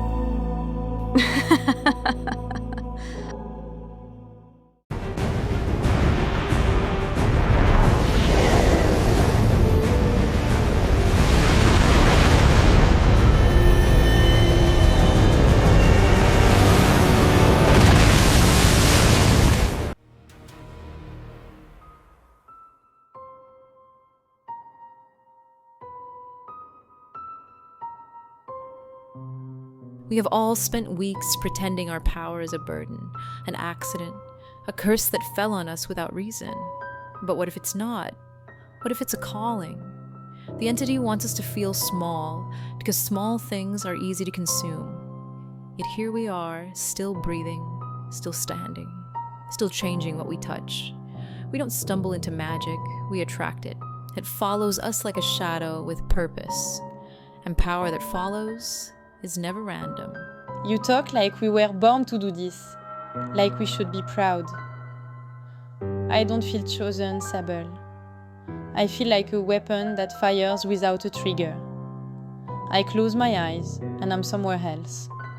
I open them and someone else is gone. I don't want to be a doorway. I don't want to be a mistake somebody else keeps opening. You're not a mistake. Yeah, you've got less control than a drunk driver with soap on their hands, but you didn't ask for any of this. None of us did. We're all just trying not to break the world in half by sneezing too hard. You think I wanted to tell David everything? No. But the moment I look at him and hide it, it feels like I'm betraying more than magic. I'd rather risk danger than lose someone I actually trust. And that is exactly how people die. Trust makes you careless. Love makes you arrogant. You told him because you were afraid of losing him. Fear dressed up as honesty. Weakness dressed up as loyalty. If our magic spreads through rumor, through curiosity, through the lips of someone who cannot control what they know, then tell me, Junior, when the entity comes knocking, will you hold his hand and apologize? Or will you watch him die because he loved you too much to walk away? And what? You think our safety matters more than the people we care about? We're not machines. We can't survive by cutting out every emotion like a tumor. If we keep secrets from everyone, we become exactly what the killers are. Alone, loveless, hollow, and that's not survival. That's surrender to fear. You are both wrong and both right. Secrets are knives. Hidden, they protect. Exposed, they cut. But honesty is a choice, not a confession. Junior, your heart is noble, but you cannot wield truth like a hammer and hope it lands softly. Verdico, your caution is necessary, but fear must not dictate every decision you make. Power thrives on balance. When emotion controls magic, it becomes chaos. When fear controls magic, it becomes imprisonment. You must learn to carry both without letting either lead. And that balance is exactly why we must act now. Lysel did not send Leon away because she was reckless. She sent him because power answered her instinct, not her mind. If instinct can tear someone from the world, then control can pull someone back. She's the push. I am the pull. The Book of Daylight describes 4 channels of force: expulsion, manifestation, shielding, summoning. We fit that pattern perfectly. And Vittorio was not thrown into our lives by fate. He was placed here because raw power needs a protector, a limiter, a white lighter. You talk like you can fix everything. Like magic is obedient just because you want answers. What if you try to pull him back and something else follows? What if the entity isn't scared of us, but waiting for us to open the door? Then we learn what waits. We stop running from what we don't understand. We stop letting fear tell us what we should be. If there is something on the other side, then it already knows who we are. We lose nothing by knowing it back. No, Sable, we lose control, and control is the only weapon we have. You speak like a leader, but leaders take responsibility for every death caused by their ambition. If you open something tonight and something answers instead of Leon, then whatever emerges becomes your fault and yours alone to face. Listen, the room responds not to confidence, but to intent. Magic is not impressed by desire. It is provoked by certainty. The entity watches those who believe they are untouchable. It does not fear strength. It fears ego. Then say it plainly. Are we doing this because we need Leon back, or because Sable wants to prove she can? We do this because Lysel broke something she cannot fix, and I refuse to let her believe she's a danger forever. If magic answered her fear, then it will answer my control. And if control doesn't answer? Then at least we will know what speaks to us. Ignorance is the real trap, not the entity, not the power, not the mask. The only thing that can break us is not knowing what hunts us. You feel it too, don't you? They're reckless with their power, weaving their rituals around like children playing with fire. They think the power of 4 makes them unstoppable, but all it does is expose them. I've watched them twist magic they don't even understand, and soon it will crush them under its own weight. Let them come here thinking they're protected. Let them walk into the jaws of the entity with pride. When the fog tightens around them, they'll realize they were never chosen, only bait. And when the first soul falls, it will set the rest into panic. I'll start with the one who birthed their false hope, the so-called founder of their power. Sable Ward will be the first to scream. Then let them believe the lies a little longer. Let them feel safe in their circle of candles, chanting ancient words they barely comprehend. Their confidence is delicious. Watching them grow bolder makes the fall so much sweeter. They'll crawl, beg, and plead when the entity closes its grip. And the more hope they show, the louder their despair will echo. Oh, I want to witness every second of it. The moment they look into the fog and realize the entity never wanted to protect them, only claim them. Let their magic light the path to their own execution. Ostium tenebrarum, aperi per sanguinem et lumen, anima mea vinculum est. Potentia quatuor in me fluere. Aperi, aperi, aperi.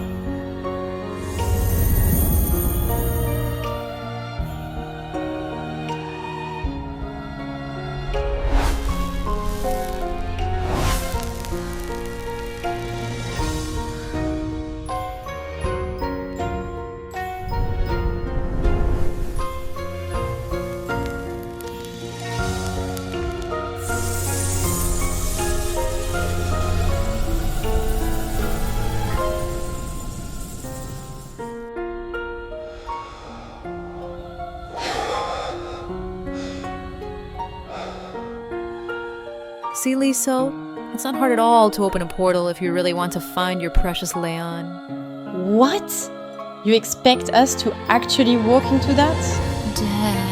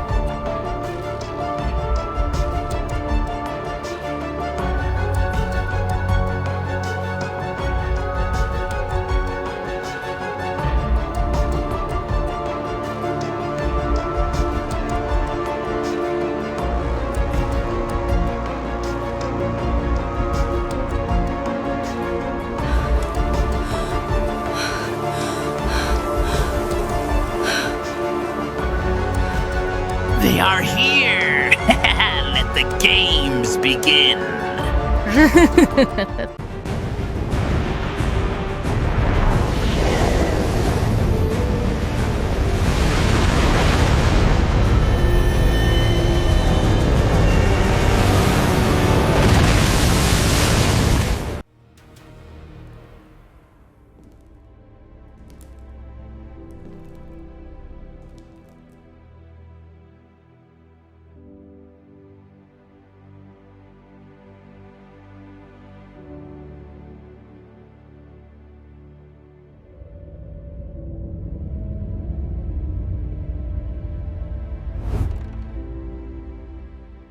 Vittorio, I truly have no idea where we've ended up this time.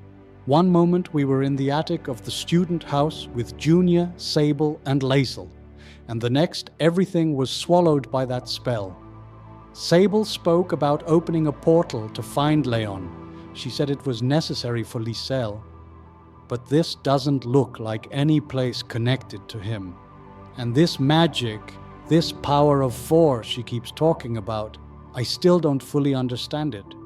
Every time she mentions it, it feels like she's hinting at something bigger than we can see, something ancient, something we're not ready for. And look at us, our clothes, this style, it pulls me right back to the winter we survived together, that strange Christmas period where reality was changing every minute. I can't shake the feeling that whatever force brought us here is connected to all of that. But you know what worries me most? The fact that I don't feel in control. Usually I can sense the direction we're being pulled toward. Now, it's just uncertainty. No guidance, no clues.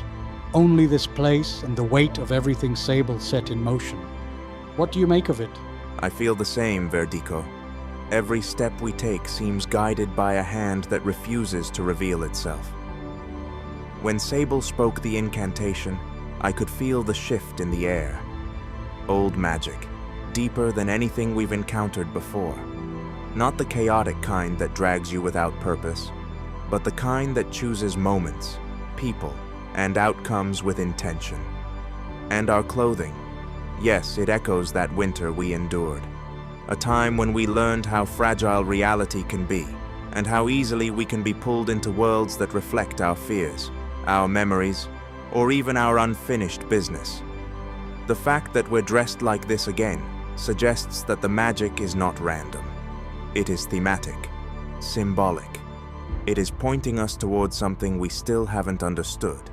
As for the power of 4, I believe Sable meant it literally. 4 individuals, aligned not by chance, but by destiny, amplifying each other's presence. It explains why the portals keep drawing the 4 of you together. And now that we've been thrown into this place, I can't help but think we're meant to uncover something crucial here. But you're right. The uncertainty is unnerving. Still, you and I, we've walked through worse. We stay focused, we think clearly, and we trust that we'll find meaning in this chaos, the same way we always have. Whatever this place is, we face it together, Verdico.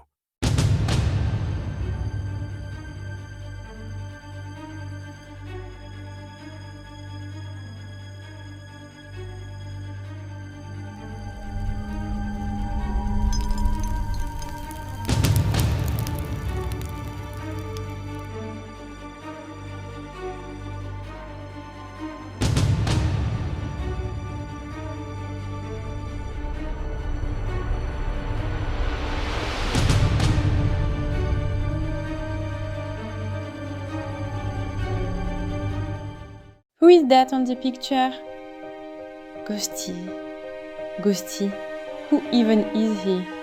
I've never seen someone like that before. It's strange. He looks terrifying, but I don't know. There's something kind of cute about him. Honestly, he might even be handsome under that mask. Why am I thinking that? Maybe I've finally lost it in this creepy house, talking to a picture on the wall. But what if he's not as scary as everyone says? What if he's actually friendly? Maybe I could talk to him. Maybe he'd listen. What if he's the only one here who isn't trying to hurt me? If I could just reach him, maybe he'd help me. Maybe he could bring me back to the student house. Maybe this ghosty isn't a monster at all. Maybe he's the one person here I can trust. Don't do that, Junior. Seriously, don't even think about touching it. That thing is a totem, and it's not just some pile of bones someone left here for decoration. It's connected, deeply connected, to something watching us right now. You remember Christmas, right? When I came to save you all from that horrible clown? That entire nightmare was tied to totems just like this one. Same energy, same presence, same feeling in the air that something is awake and hungry. You have no idea what you're risking if you lay a hand on it. These things aren't harmless. They can curse you, twist your mind, mark you, and once something like that settles onto you, it doesn't let go. We need to understand what kind of place this is. We don't know what's stalking the trees or what rules this realm follows. Junior, we are survivors here. Literally, this is the entity of Daylight's world. Nothing here is random. Everything is connected by design. Every sound, every shadow, every breath in this forest is part of a larger system meant to test us, break us, or consume us. We can't act out of impulse. Not now. Not when we're standing on ground that belongs to something ancient and powerful. And you need to remember something else. Everything that happened back at the student house. All those secrets in the attic, the symbols, the strange layers of magic. None of that was coincidence. It was all preparing us for this. Me, you, Lysel, Verdico. The four of us weren't given powers by accident. We were chosen, or marked. And that means whatever is happening now, whatever force dragged us into the entity's realm, it's connected to the power of four. If we're going to survive this, if we're going to fight whatever darkness is feeding on this place, we need to understand who we are and what we're capable of. So, don't let fear control you. Don't let doubt distract you. Strength isn't something you find by accident, it's something you choose. And right now, Junior, you need to choose to stand with us. Wow. I had no idea. I swear, Sable, I didn't know any of this. During Christmas, everything happened so fast. David was stabbed, bleeding everywhere, and I spent every second trying to keep him alive. I didn't have time to look at totems or think about what they meant. I remember seeing one, just one, but even then, I didn't know what I was looking at. I didn't know it was connected to killers or curses. I didn't know it could follow us here. I thought this was just some creepy forest, not an entire world built around rituals and death traps. And hearing you say all this, that we're chosen, that the four of us have magic for a reason, I don't know if I'm supposed to feel relieved or terrified. Because part of me still feels like I'm just Junior. Nothing special. Just some guy who stumbled into all this because he was in the wrong place at the wrong time. I don't want to get cursed. I don't want to be hunted. I don't want to die in some twisted forest with glowing bones and monsters hiding behind every tree. I want to go home. I want to be back at the student house with normal problems like school and cooking and David begging me to get him something from the fridge. Not this. But if everything you're saying is real, and I know you're not the type to exaggerate, then maybe I need to accept that I'm part of something bigger, even if it scares me to death. I just don't know where to begin. How do I use my magic? How do I make myself stronger? What if I mess something up and make it worse? You begin by trusting yourself and trusting us. The power of 4 isn't just a title, it's a connection. Something ancient bound us together. Something old enough to reach across realms. We didn't end up in the entity's world by accident. The portal didn't malfunction. We weren't misled. The fact that we didn't end up with Leon, but instead landed here, tells me this realm demanded us specifically. It wants something from us, or fears what we can become. Junior, you're not just anything. You have power, and it responds to your emotions. Fear weakens it. Confidence strengthens it. You need to practice, to experiment, to understand your limits. The more you use it, the more it becomes part of you. And remember this, the entity can be destroyed. Its hold on survivors, on killers, on these totems, all of it can break, but only by the ones who were chosen. Us, the 4 of us. So breathe, focus. Don't let the forest get inside your head. Your magic is your weapon, and soon it will be your shield too. Then, okay, I'll try. I'll really try. Not just for me, but for all of us. And maybe I can be strong enough to help end this. I'm scared, Sable, but I'm ready to learn.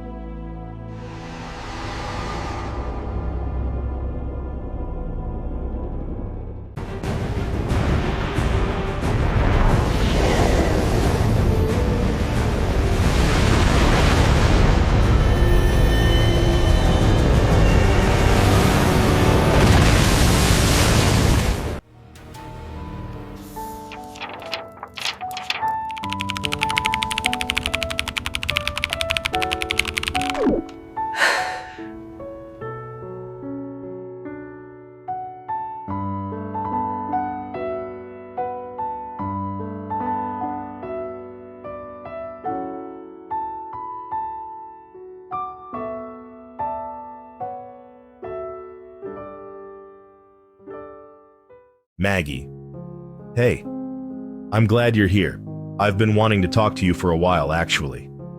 I heard a little rumor in the hallway that things between you and Liesel calmed down after that argument about Leon. I don't know if that's completely true, but I really hope it is. You didn't deserve to walk around with that kind of weight on your shoulders. You're too warm-hearted for that. I could see how much it bothered you. And listen, I didn't want to make things worse by bringing it up earlier, but I've been feeling pretty awful myself. I'm still stuck in this damn chair, still needing people to help me with almost everything.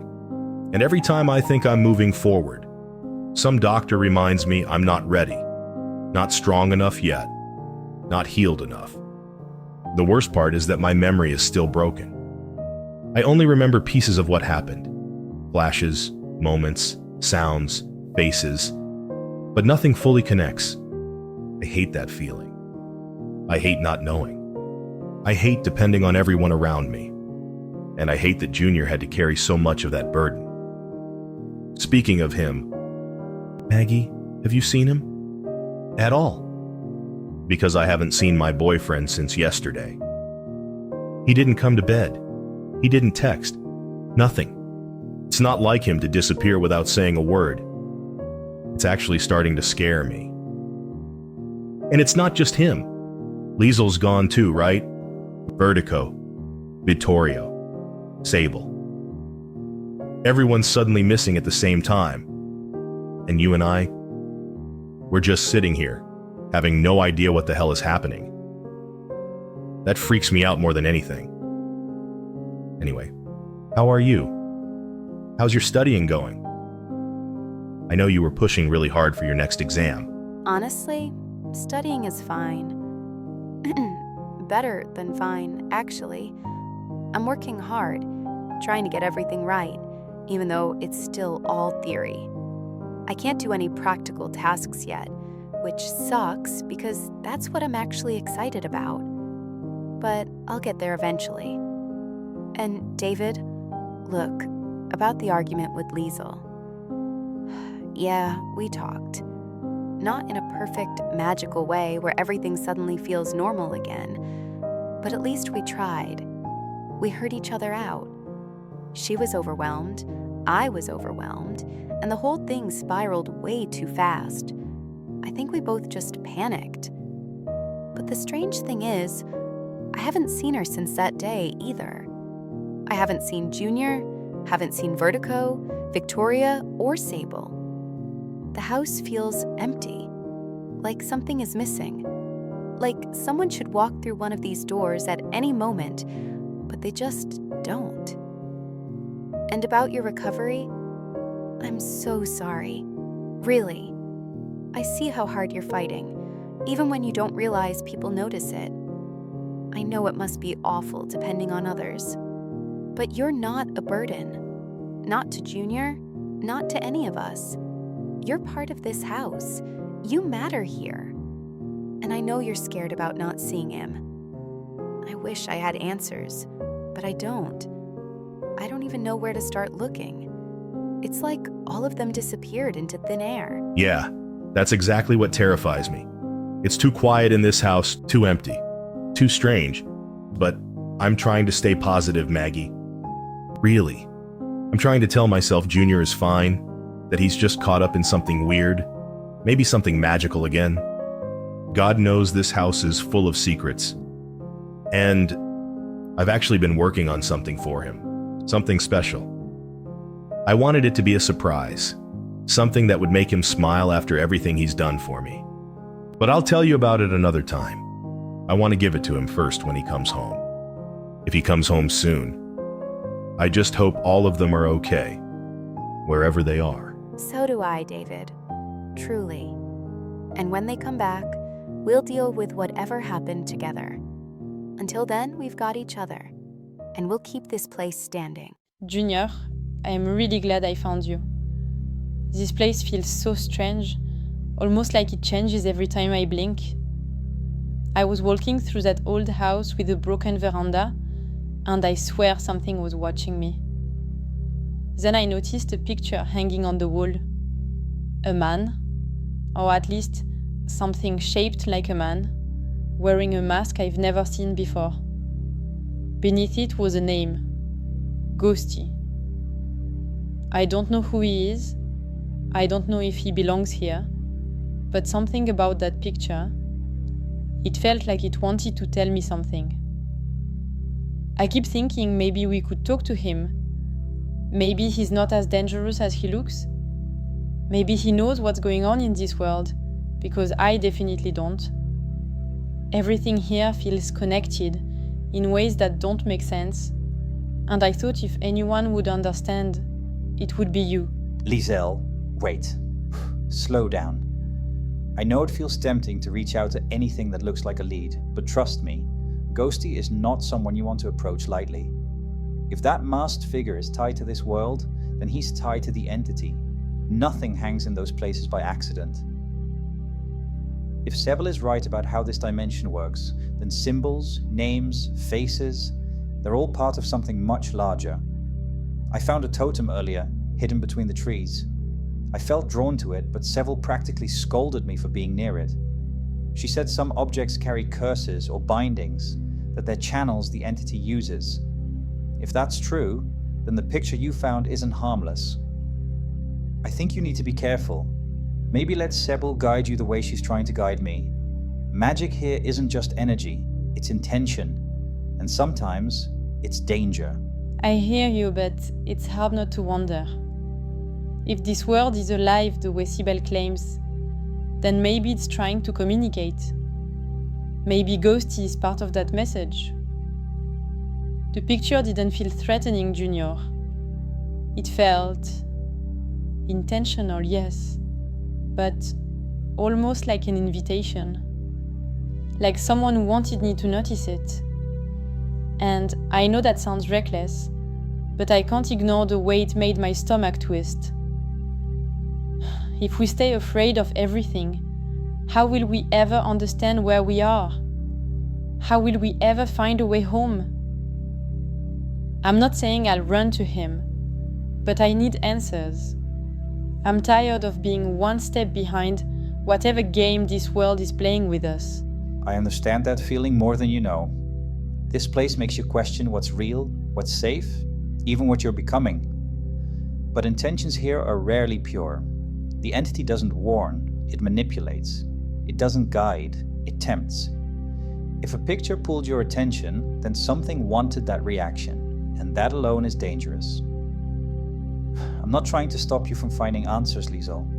I want you to survive long enough to understand them. That's why Sibyl is teaching me about these forces. She senses something in me, something connected to this magic. She told me that curiosity is powerful, but without grounding, it becomes a doorway for things we don't want. You should let her teach you too. You're strong, but strength without knowledge becomes vulnerability, and I don't want anything here taking advantage of you. Junior, I know you're trying to protect me, and maybe I need that more than I want to admit. It's just hard to accept how powerless I feel. Every corner of this world is a piece of a puzzle we weren't meant to solve.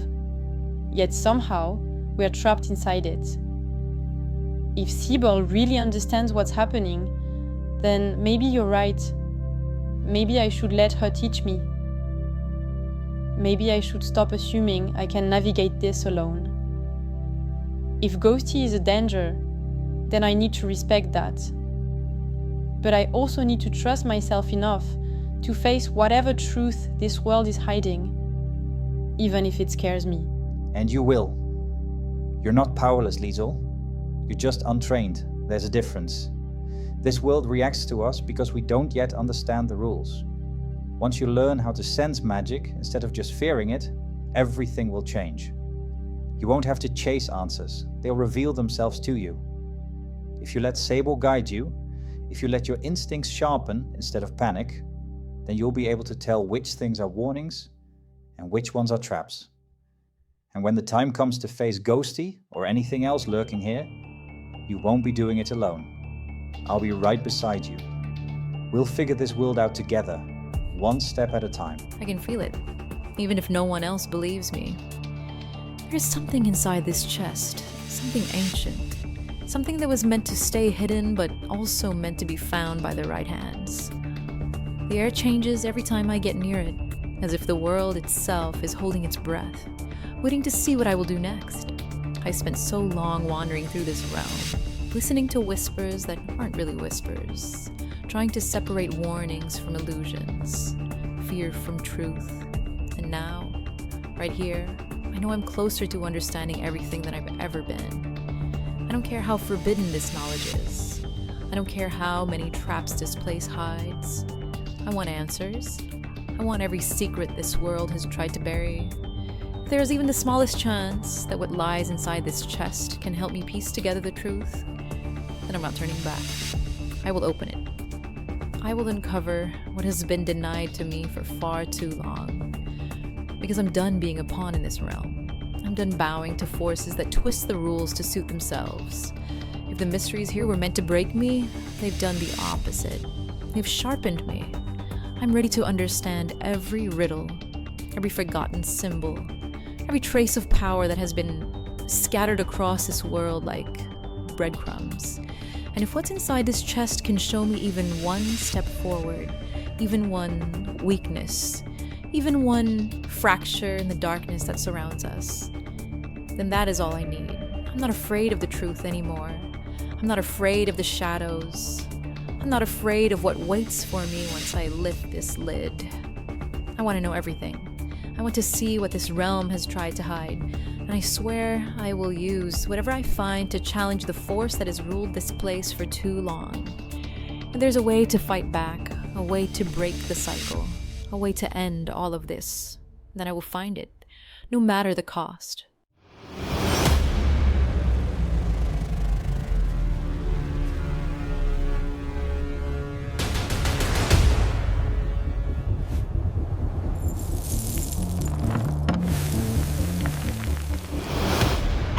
Sable Ward.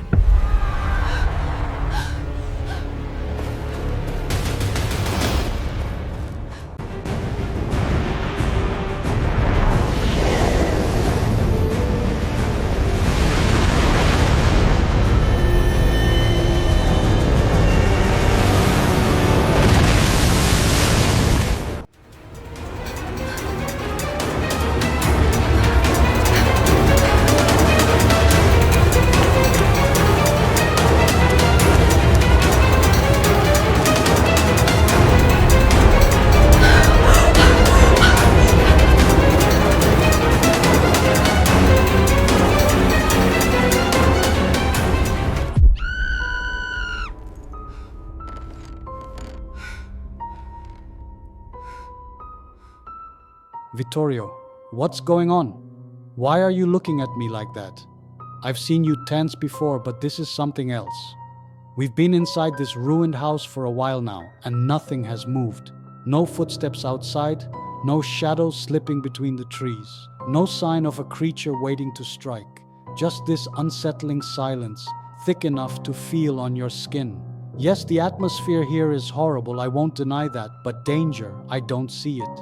And still, Sibel won't stop talking about the power of four, about unity, about how we are supposed to defeat the entity by standing as one.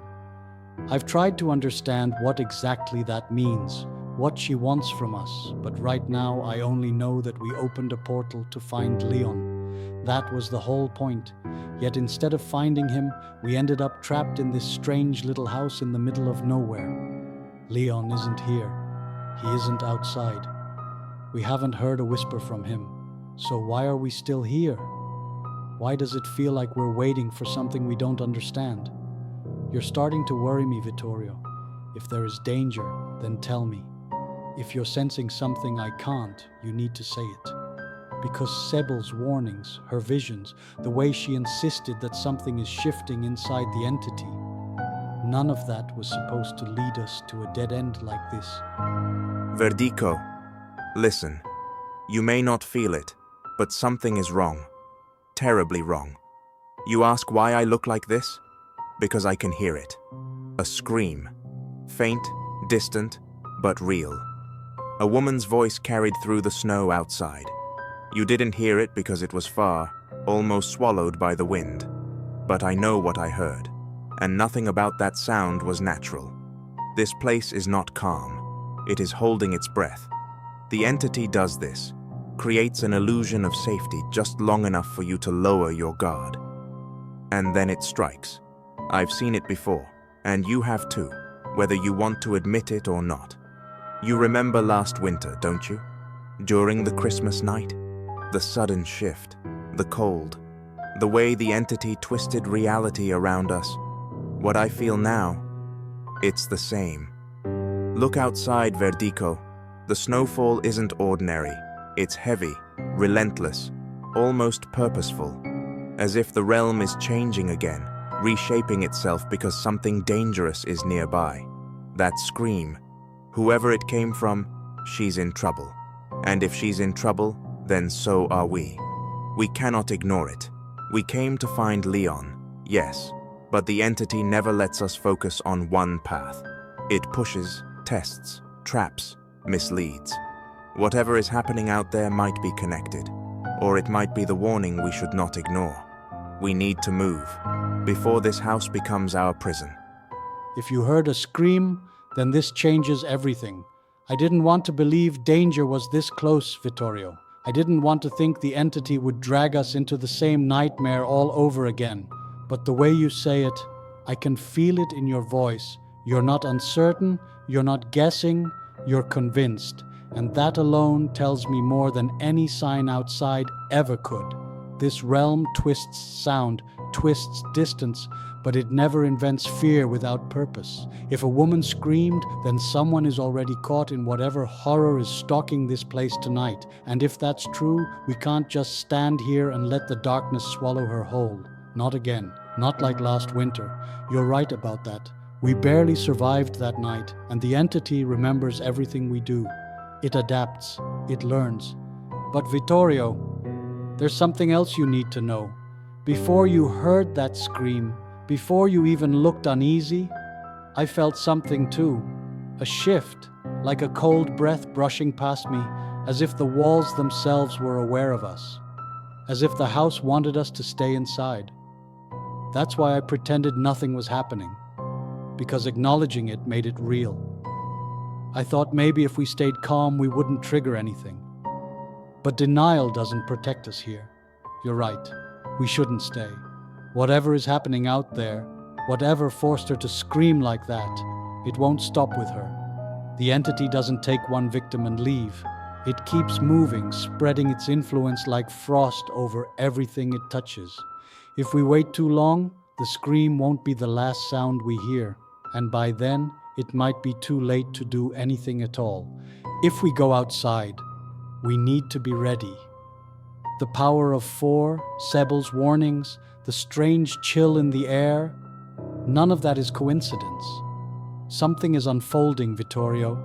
Something bigger than just finding Leon. I think the entity wants us out there. It wants us drawn into whatever trap it has laid.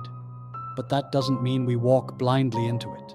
We walk together, with purpose, with awareness, and with every bit of strength we've held onto since the winter we almost didn't escape. Tell me where you think the scream came from. Lead the way, and I'll follow. Verdico, I'm relieved you feel it too. I didn't want to believe I was the only one sensing the shift, because when the entity isolates you, that is when you are most vulnerable. But if you felt it before I spoke, that means whatever is happening outside has already seeped into this house. This silence isn't safety. It's the eye of the storm. The scream came from the north side of the forest. It was faint, but it carried a kind of echo that doesn't belong to distance. It belongs to fear. Something was chasing her, something fast. And if I'm not mistaken, something that doesn't allow a second scream. You're right about the power of 4. Sebel didn't warn us just to frighten us. She warned us because the entity is changing its nature, evolving its realm into something more focused, more strategic. It wants us to follow these events. It wants to pull us toward the heart of whatever game it is orchestrating tonight. And Leon, if he is anywhere near this place, he is caught inside the same shifting nightmare as she is. You speak of walking together. Good. That is exactly what we need. Because if we separate now, the entity will tear us apart before we can even understand what it wants. But together, we might stand a chance, at least enough to reach the source of that scream before the forest buries all traces of it. Look outside the window. The snowfall is growing heavier by the second. That is never just weather. That is the entity closing in around its prey. The woman's scream may be the last warning we get before the realm reshapes itself again. So we go, not blindly, not carelessly, but with purpose, as you said. Sebastian once told me that courage is not found in certainty, it's found in motion. If we stay here, we become part of the stillness. If we move, we become part of the fight. Prepare yourself, Verdico. The forest won't welcome us, but it's waiting for us all the same. Let's find her before the entity does, and let's pray we're not already too late.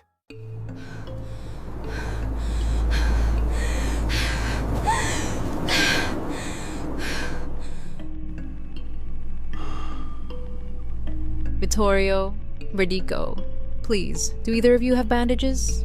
Anything? A med kit? I can't keep standing like this. He nearly caught me. The man with the mask. The one from my visions. He's real. He chased me through the forest. All the way here. I don't know how I escaped. I don't even know why he stopped. But he's out there and he's hunting. If we don't treat this wound, I won't be able to run again if he returns. I saw more than just his face. I saw power. Darkness clinging to him like a second skin. He's connected to the entity in a way I've never felt before. If he's truly the one we're meant to face, then we need to be ready. And if we defeat him, we have to understand how to open a way out. There must be an escape hidden somewhere in this realm. I refuse to believe we're meant to stay trapped here forever. Sable, breathe. You're safe for the moment. I have some cloth, enough to stop the bleeding. Let me see your injury. You said the masked man from your visions chased you. That means the entity is manifesting him directly into this realm. It wants to challenge us, force us into confrontation. But you survived him once, and that tells me something important. He can be beaten. And if he can be beaten, then he is not the end of this path. He is a gatekeeper, a test. We will mend your wounds. You will not face him alone again. And when the time comes, we will strike together. The power of 4 exists for a reason, and whatever he represents, he fears unity. That alone gives us an advantage. Sable, look at me. You made it to us. That means you're stronger than you think. I don't have a med kit, but I do have salve from earlier, enough to ease the pain. Let me help Vittorio patch you up. As for the masked man, I felt something shifting in the air the moment you screamed. He's not just hunting you, he's hunting all of us. If defeating him is the key to escaping this realm, then we won't back down. But we need information, your visions, every detail you saw, because the entity hides every exit behind a trial. If he is the trial, then beating him is how we break through. Stay with us. We'll heal you. And then together, we confront whatever the entity has set in our path.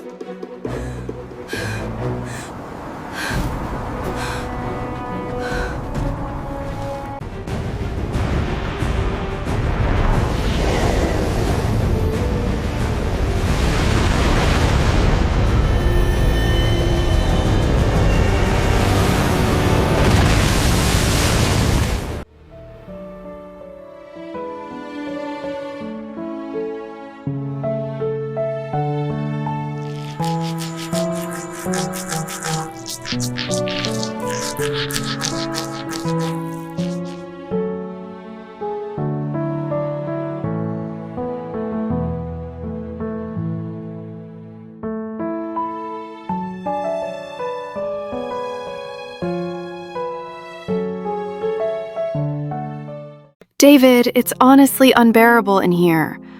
I swear this house gets colder every single day. This stupid single-pane glass. Who even built this place? My blanket isn't even helping anymore. I can literally feel the wind sneaking through the windows. I've been sitting here with warm tea for an hour, and I'm still freezing. You're telling me. I can't even feel my fingers.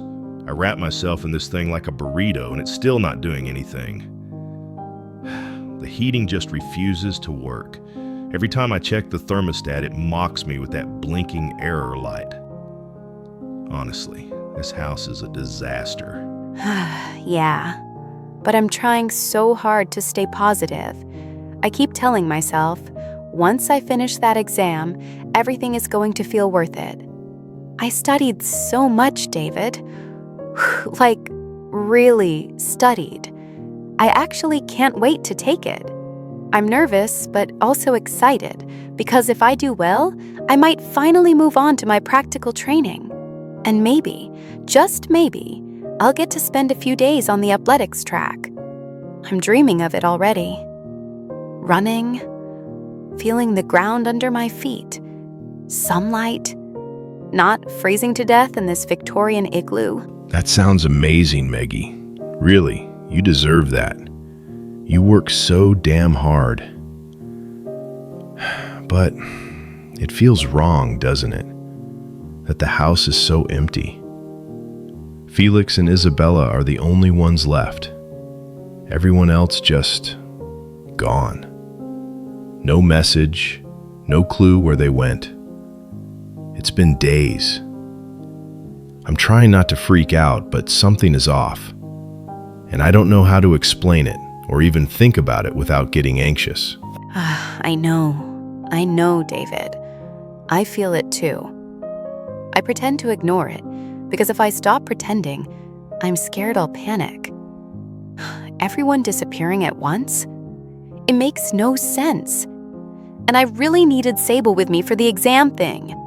We promised we would go for this study together, remember? We said it at Christmas. One team, one goal. Now I'm sitting here, alone, on the track of life, and she's not here.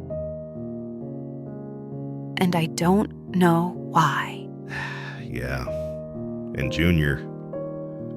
God, Maggie, I miss him so much it hurts. He promised he'd help me study. He promised he'd be there this week. He said he'd keep me warm. And now look at me, wrapped in a blanket like an abandoned puppy.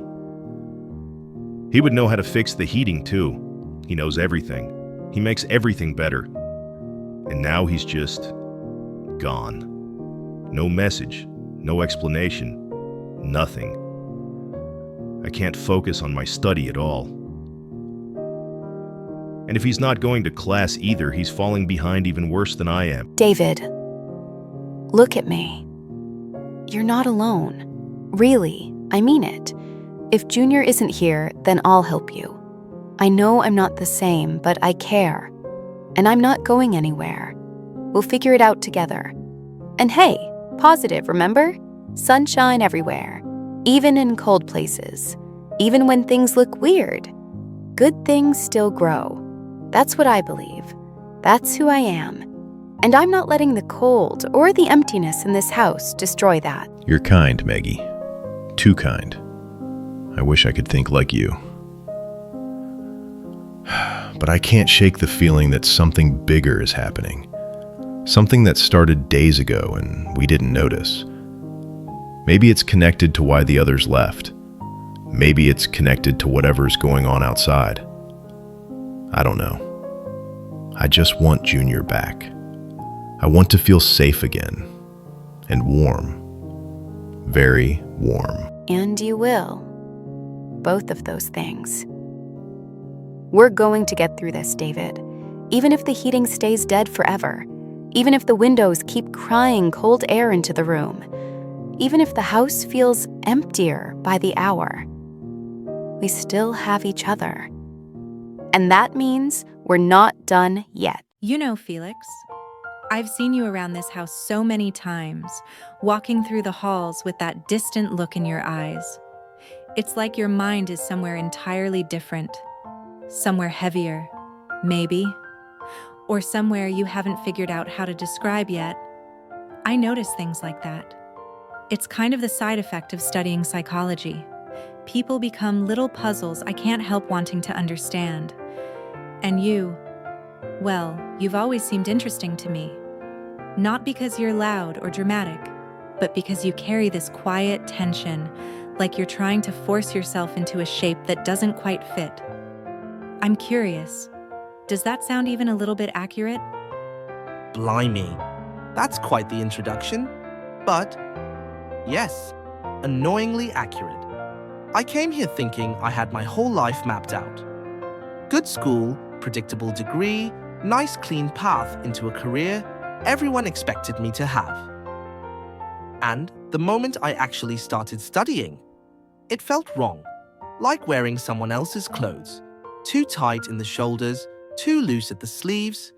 I keep trying to convince myself it's just stress, or the house, or the cold, anything but the truth that maybe I chose the wrong thing entirely. You talk about puzzles. Feels like I'm the one missing half the pieces. That's not failure, Felix. That's honesty. Most people lie to themselves for years before admitting their path isn't really theirs. You're ahead of the curve, and I can feel something else about you. You don't actually lack direction. You just lack permission. Permission to want something different. Something that feels like you. I don't know what that is yet, but I can see that your eyes light up the moment you talk about things that aren't your degree. That spark matters. Psychology teaches one very simple truth. The body doesn't lie, the heart doesn't lie. Only the mind does. And your heart is trying to talk to you, I think. You're very good at this. Almost unsettlingly good. I've been told that before. You know what's odd? I don't usually talk this easily. I'm the kind of bloke who makes jokes, keeps things light, avoids anything that feels like vulnerability. But you're standing here, smiling like you already understand me, and suddenly I'm having the longest emotional monologue I've done in years. Back home in the UK, if I told my mates I was reconsidering my whole future, they'd just laugh and hand me a beer. That's the culture. Keep it simple, keep it quiet. But here, somehow it's easier to breathe. Or maybe it's just you. Anyway, I keep thinking maybe I rushed into everything because I didn't want to disappoint anyone. My parents, my tutors, everyone expects me to be this polished version of success. But I don't even know what success looks like for me. I don't even know what I enjoy enough to build a life from. Isn't that pathetic for someone my age? Felix, that is human. Not pathetic, not weak. Human. Want to know a psychology secret? People who question themselves aren't lost. They're evolving. Only rigid minds stay stuck. And as for your friends back home and their jokes, that's just emotional armor. A lot of British culture hides feelings behind humor. Italy's the opposite. We spill emotions everywhere and call it dinner conversation. Let me tell you something about the brain. It reacts more strongly to authenticity than to certainty. You don't need a perfect plan. You just need a starting point. Something that feels real. I can already tell you're someone who learns by doing, not by committing to a dusty curriculum.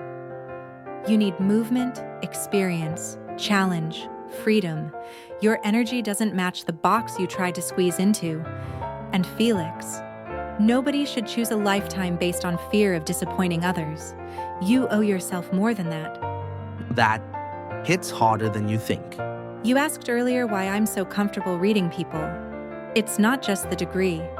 I grew up in Italy in a family where emotions were loud. If you were sad, everyone knew.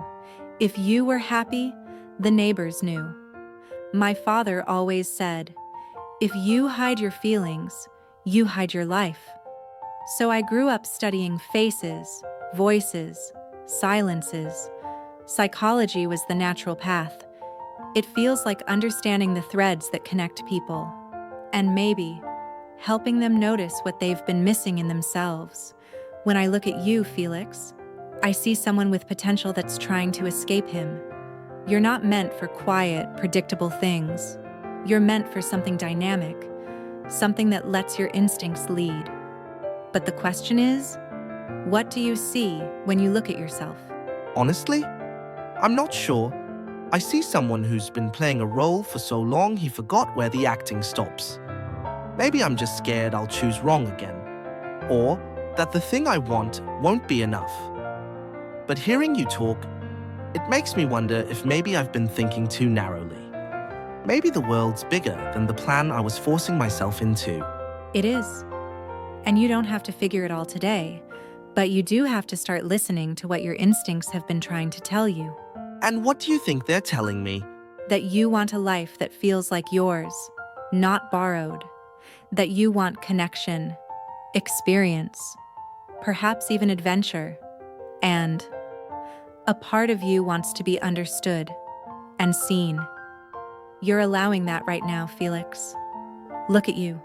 You're opening up to someone you met today. That means something.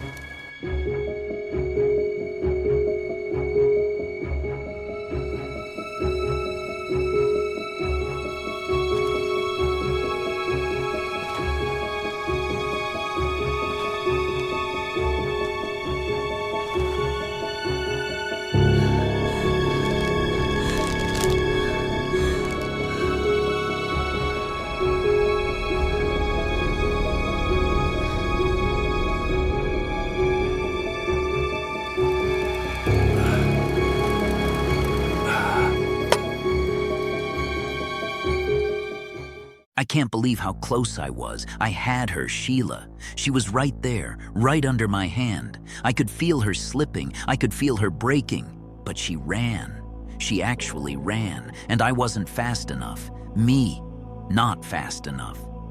Can you imagine how pathetic that feels? I should have ended it.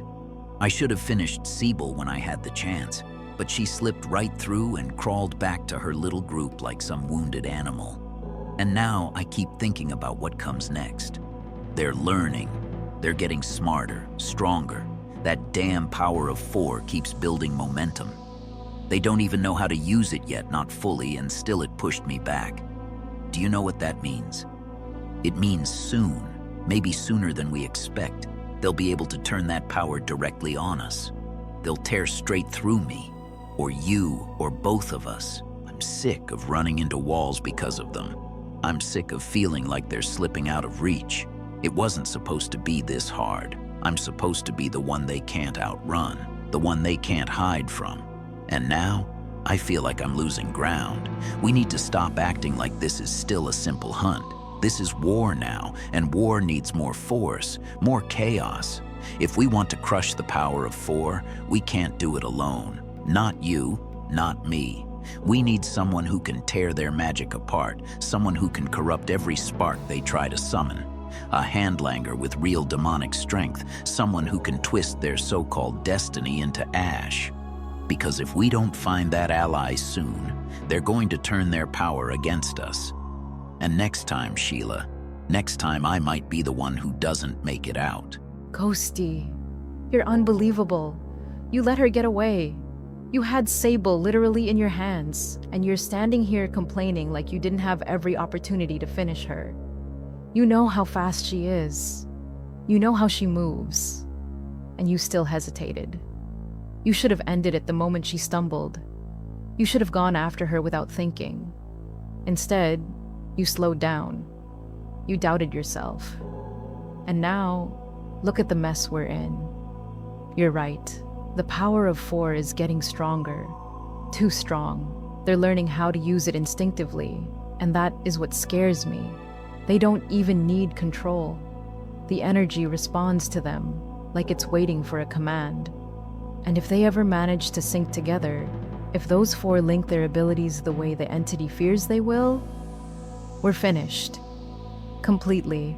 And don't you dare think they won't try. They're desperate. They have something to protect. That makes them dangerous. And you giving Sebel the chance to run only lit the fire under them. Now they know they can survive us. They know they can fight back. So, yes, we need help, real help, not some mindless creature, not another brute. We need someone who understands corruption. Someone who can unravel the bonds that tie those 4 together. Someone who can snap the structure of their power from the inside. A demon who bends reality, who thrives in chaos, who can smother their light before it grows. If we don't find that ally, the next time we face them, they won't just run. They'll destroy us, and the entity will let it happen, because even it is watching to see which side can adapt faster. So listen carefully, Ghosty. If you want to survive this, you need to stop failing, stop hesitating, and start acting like the monster everyone fears. And together, with the right handlanger, we can bring the power of 4 to its knees before they even know what hit them. Junior, come here for a moment. I want to look at you. You've been moving through this forest like you're carrying the weight of an entire world on your shoulders. I can see it in your eyes, in the way your breath tightens when you think I'm not watching. Tell me, my son, how are you holding up? Are you pushing yourself too hard again?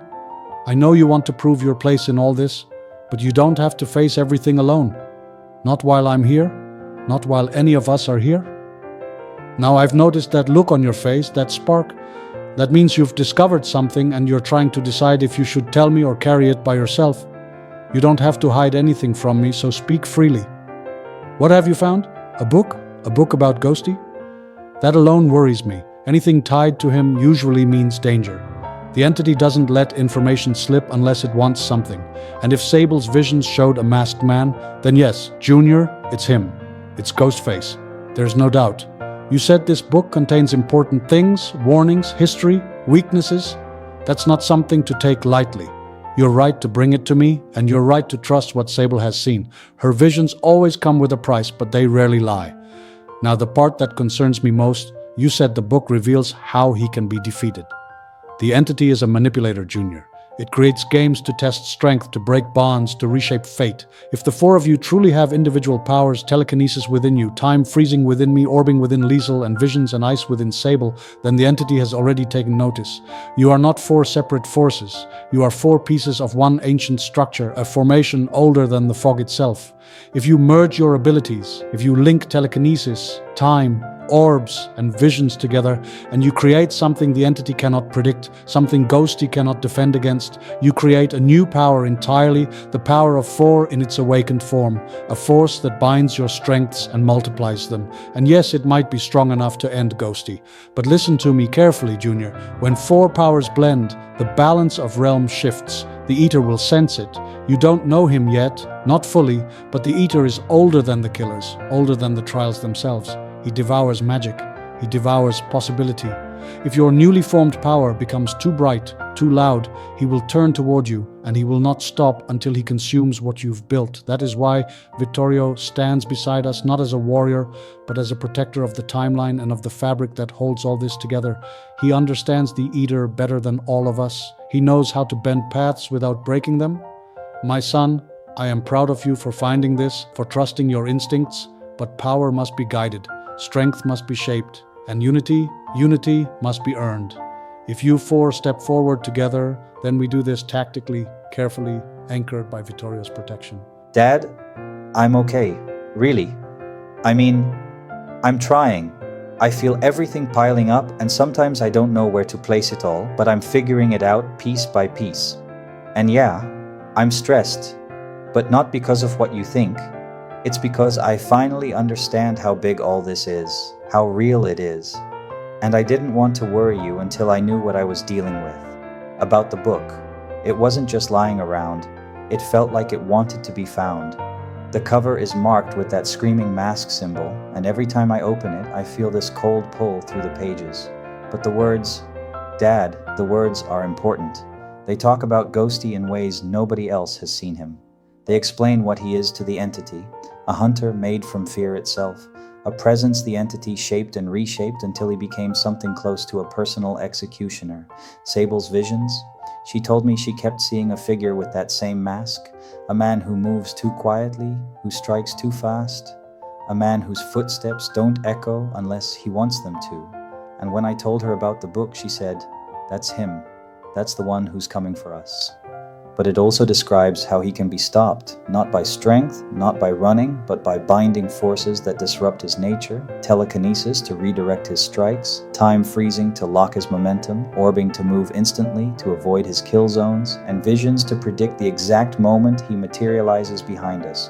And then the book said something else, something that scared me. It said that if we combine these four gifts at the exact same moment in the exact same place, we create a force that Ghosty cannot cross, a barrier that cracks his connection to the entity, a power that isn't just one spell, but four intertwined, like a pulse of energy that collapses the shadows around him. Dad. That means we can defeat him. Really defeat him. But I didn't understand the danger. Not until now. I don't know the Eater. I've never felt him, never seen him. I don't even know what he wants, and that's what scares me. If he senses us forming the power of four, will he come for us before we even finish it? Will he try to stop us? Or worse, use us? You're right. We need Vittorio. If he's the protector of the timeline, then maybe he can shield us long enough to let the four of us merge our powers. But Dad, I don't want to do this without you guiding me. I didn't grow up with magic. I didn't grow up understanding any of this. You did. So teach me. Tell me who the Eater truly is. Tell me how we can stay hidden long enough to unite our strength. Tell me how we do this without getting torn apart before we even begin.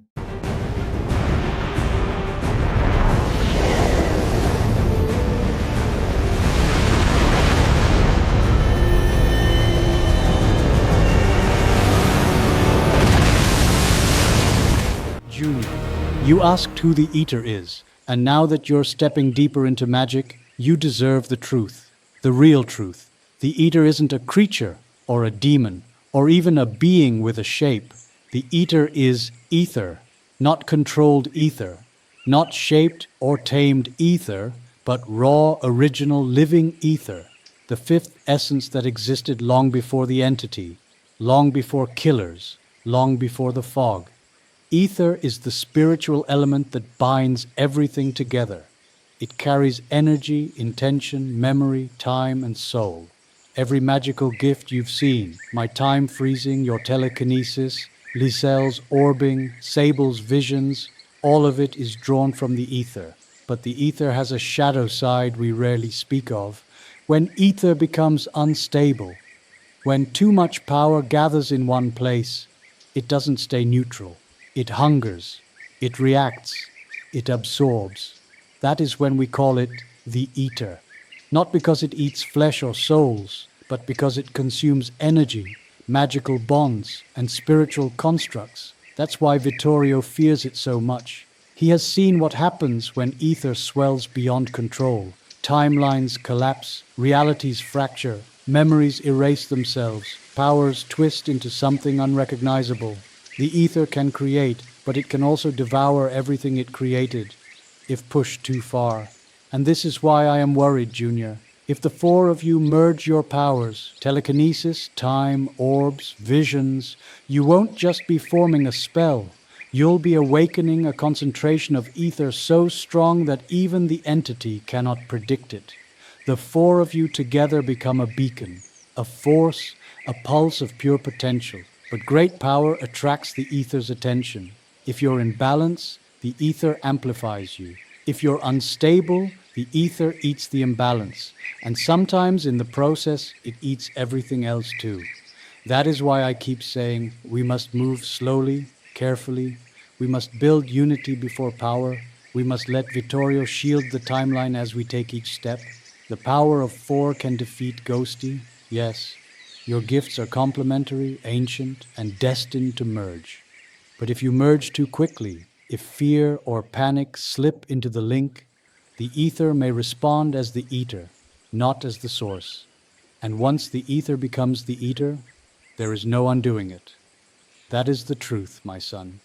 And I tell you this not to frighten you, but to prepare you. Because you must learn not only how to use magic, but how to remain steady enough that the magic never turns against you. Dad? I didn't know. I mean, I knew magic had a source, but not like that. Not something alive, not something that watches, not something that reacts to us. The way you describe the ether, living energy, pure essence, the thing that connects everything, it actually makes sense. When I use telekinesis, it never feels like I'm pushing with muscle. It feels like something else inside me is responding, like I'm touching a current that was always running through the world. I never realized that current was the ether itself. But the idea that it can turn, that it can devour, that scares me, because we're not perfect. We're not balanced yet. We're barely even a team. Lisel is still figuring out her orbing. Sable is terrified of her visions. I'm still new to all of this. And you're strong, but even you worry about losing control when you freeze time. If the four of us try to merge our powers and one of us panics, one doubt, one crack in the link, the ether might react as the eater. And that means it wouldn't just swallow the spell, it could swallow us. But then I think about Ghosty, about what he's done, about what he will do if we don't stop him. He's connected to the entity in ways we don't even understand yet. And Vittorio, he knows something. He always looks at Ghosty not with fear, but with calculation, like he's watching a disaster waiting to happen. If the ether is the power behind everything, and the entity is terrified of what the power of four could become, then maybe we're meant to do this. Maybe the four of us merging isn't a mistake. Maybe it's destiny. I don't want to lose control. I don't want to trigger the eater. I don't want to break the world trying to save it. So teach me, Dad. Teach me how to channel the ether safely. Teach me how to keep myself grounded, how to stay balanced, how to use my telekinesis without forcing it. I want to be ready. I want to help the others. I want to be strong enough that when the four of us merge, the ether amplifies us and doesn't consume us. Hey, I'm actually really glad I ran into you. I saw your face on a wall back there. Well, your mask, and I thought maybe I could talk to you. I know this probably sounds stupid, but I kind of feel like you're not as terrifying as you pretend to be, honestly. You look kind of cute. And I bet you're actually pretty handsome under that mask too.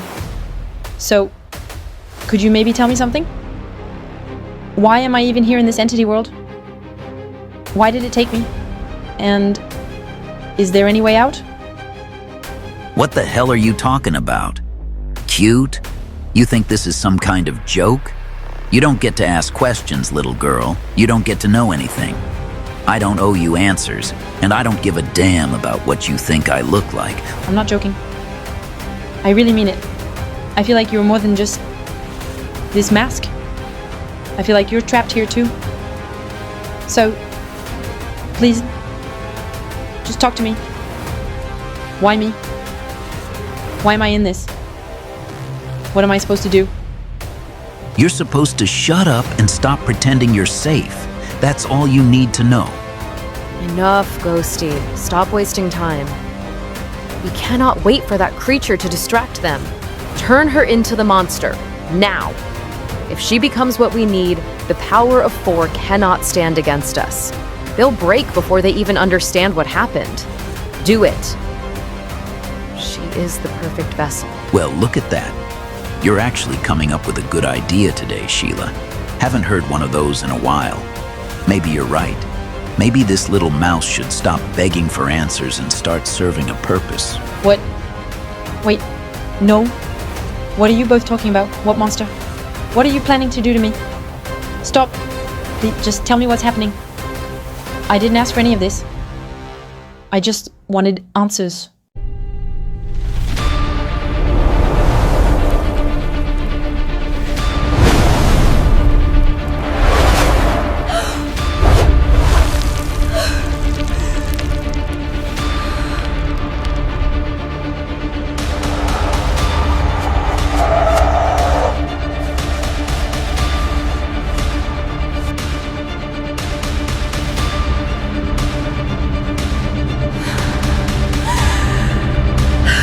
Hello, Ghosty. How can I help you?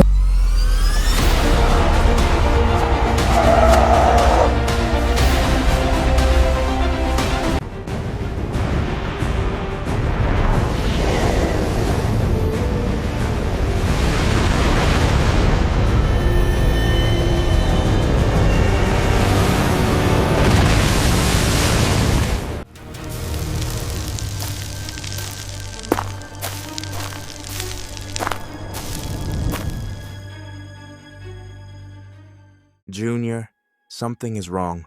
I can feel it in my chest like a pressure, like a thread of magic being pulled tighter and thinner every minute. The power of 4, it doesn't feel like it did before. It's as if something weakened it, or something is feeding on it, twisting it. I keep reaching for that familiar force, that harmony between the 4 of you, and all I feel now is distortion, a shift, a dark echo I don't recognize. And I don't know the cause, but I know the danger. Whatever's happening, it's connected to this place, to the entity, to Ghosty. We don't have time.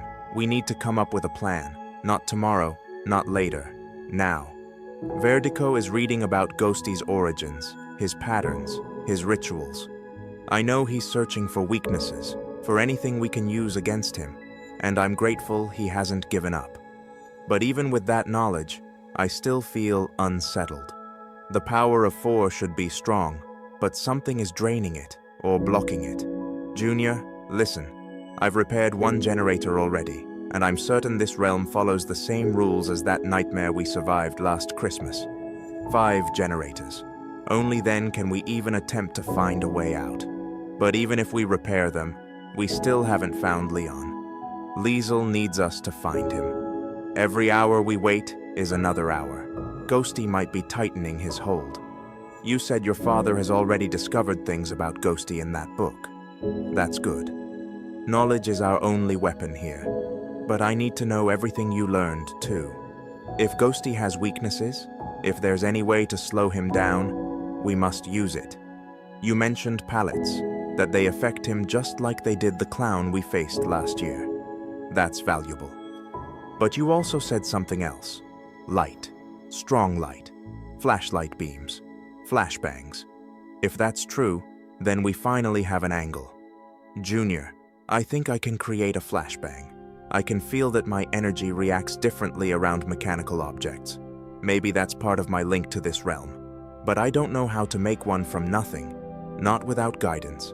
And you said the creation is tied to red lockers. If that's the case, then I will find one, and I will try. I have to. But before I do that, tell me honestly, are you sure you don't feel the power of 4 weakening? Are you absolutely certain nothing inside you has changed? Because what I'm feeling, it's real, and it's getting stronger, or darker. I can't tell which. Speak to me, Junior. Tell me what you've learned, and tell me what you feel. Vittorio, I hear what you're saying, and I don't doubt you, not for a second. If you feel something changing in the power of 4, then something is changing. You've been dealing with magic far longer than any of us. But from my side, I don't sense the weakening you're describing. My telekinesis feels the same. My energy responds the same. Maybe that means the issue isn't inside me, but somewhere else, something external. Maybe the entity is interfering with the bond between us. But about Ghosty, I can tell you everything I read so far. Yes, what you said is right. Ghosty has specific weaknesses. Pallets affect him because of the way his physical momentum interacts with this realm. It breaks his rhythm, disorients him, just like the clown. And the light, that's real too. Bright light disrupts whatever shadow magic he channels. A flashlight beam, a flashbang, anything sudden and intense can stun him for a moment. In the Survivor chapter of that book, there's a perk that explains it. It talks about how a flashbang can be created only after repairing a generator. Once a survivor completes enough progress, the energy they build up transforms inside a red locker. The flashbang forms automatically, but you need that generator progress first. That part is non-negotiable, so you repairing one generator already, that's a huge step. If you can repair more, and if we can get that energy flowing again, you will be able to create a flashbang. And if anyone here can handle that kind of magic tech combination, it's you. You have control. You have discipline. As for my father, yes, he's still reading. He's trying to understand Ghosty's movements, the shadows he commands, the way he stalks.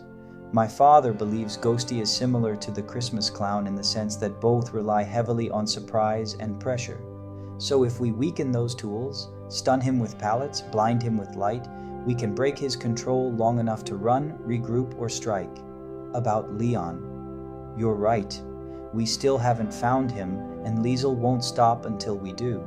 I know she's scared, even if she doesn't show it. And I know you feel responsible, but you're not alone in this. We will fix the generators, we will create the flashbangs, and we will find Leon and Vittorio. If you say something dark is growing stronger, then we need to treat that seriously. Even if I can't feel the weakening yet, I trust your senses. Maybe the power of 4 isn't fading inside us, but being challenged from the outside. And if that's the case, we need to hurry. Just tell me what you need me to do. We'll face this together.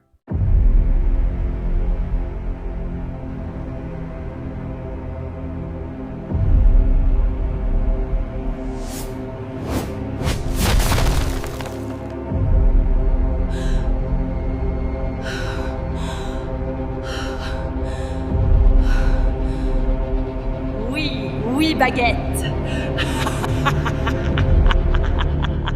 Liesel, what in the world happened to you? Just look at yourself.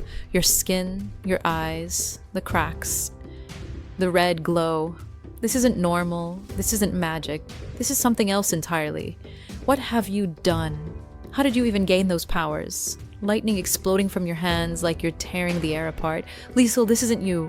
And don't you dare pretend it is. I'm trying to understand, but I can't. I've never seen anything like this. I don't know where you went, or what ritual you touched, or what kind of twisted force latched onto you, but this isn't the power of 4. This isn't our unity. This isn't the strength that binds us together. This is you breaking away from it, tearing a hole in what keeps all of us balanced. And don't you see what you're doing? The power of 4 can't merge like this. It can't stabilize when one of us is sinking into corruption. You're pushing us out of alignment. You're destroying the harmony that keeps the rest of us from collapsing. Vittorio felt it. Junior felt it. Even Verdico felt it while reading that cursed book. You're pulling everything apart, Liesel. You're breaking what we've built. And for what? For power? For some thrill? For some creature whispering in your ear? You're standing there like a demon, like something that no longer even belongs to us. What did you touch? What did you say? What did you offer? Because nobody gets this kind of strength for free. And yes, I'm angry. Because you're not just hurting yourself, you're hurting all of us. You're hurting what we stand for. I don't even recognize you right now. And I'm trying to reach the real Liesel beneath whatever darkness crawled under your skin. But you need to stop pretending this is fine. You need to stop acting as if this is something we can just deal with. The power of 4 won't survive if one of its pillars is rotting. And right now, Liesel, you look like something that wants to rot the world with you. Oh, Seboul. You really think you can lecture me? You think you can stand there with your perfect calm face and talk to me like I'm some child who tripped over her own spell? You think you get to judge me? You, out of everyone. I don't need your concern. I don't need your fear. And I certainly don't need your permission to become something stronger than all of you combined. You tell me the power of 4 is breaking? Good. Maybe it needs to. Maybe it's too weak, too fragile, too bound by rules nobody actually follows. You want to talk about betrayal? About breaking unity?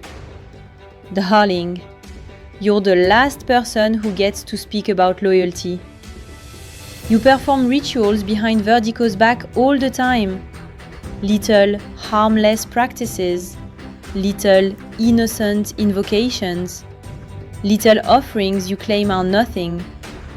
Except they're not nothing, are they? He hates it. He told you to stop, but you never listen. You always think you know better. And now you cry because I look like a demon? Because I embraced something you were too afraid to touch? Don't pretend you're clean. Don't pretend you're holy.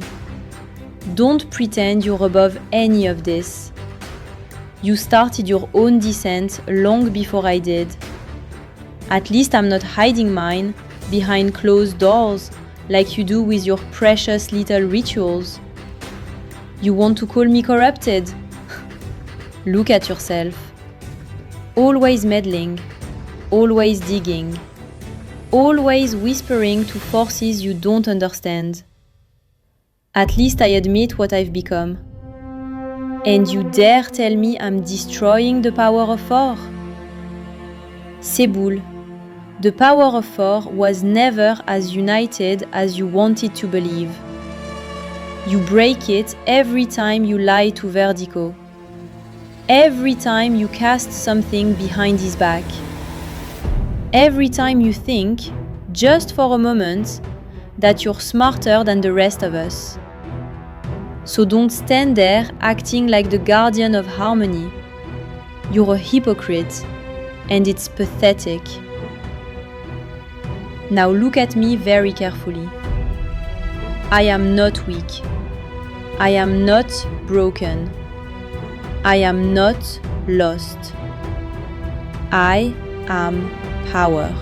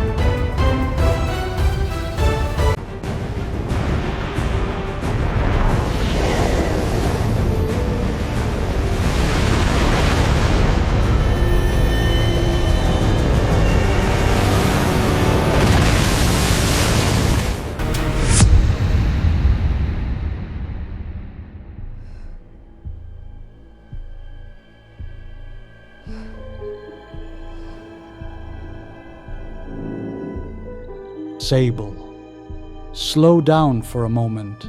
The way you're moving through this forest tells me something is deeply wrong.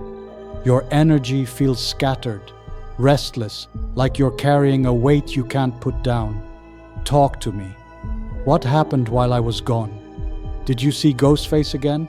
Did he approach you, threaten you, or try to get inside your head the way he always does? I need to know, because whatever is disturbing you is strong enough to bleed into the ether itself.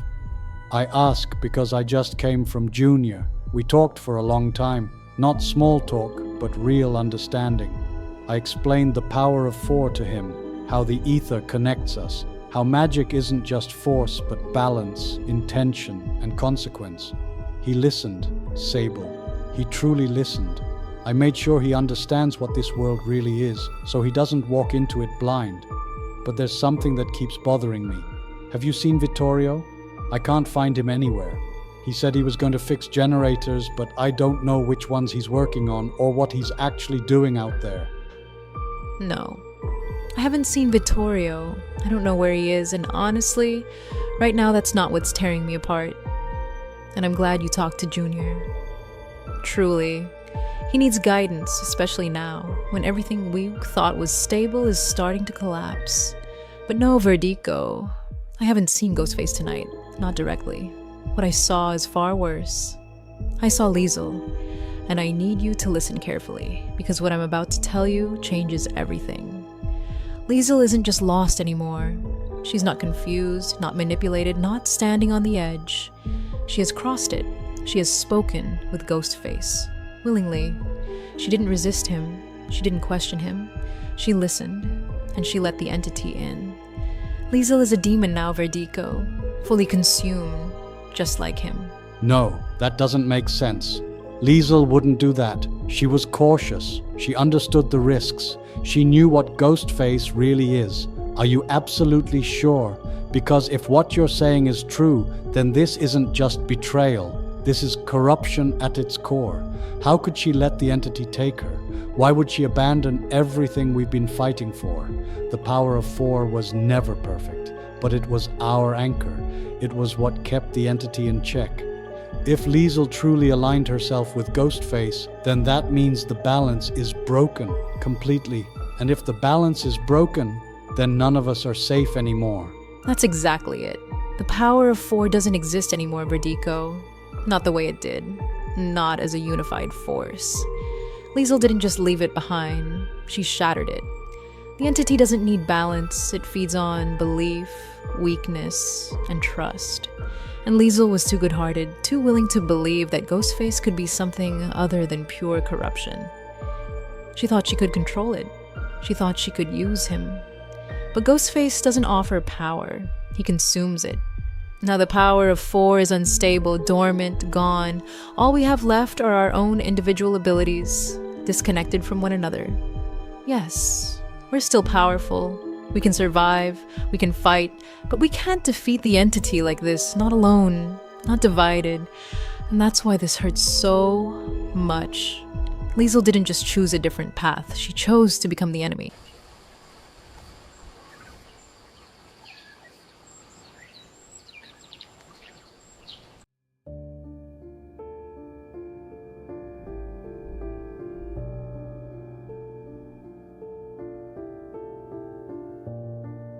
I don't know why, but everything feels wrong lately, and I can't shake this heavy feeling in my chest.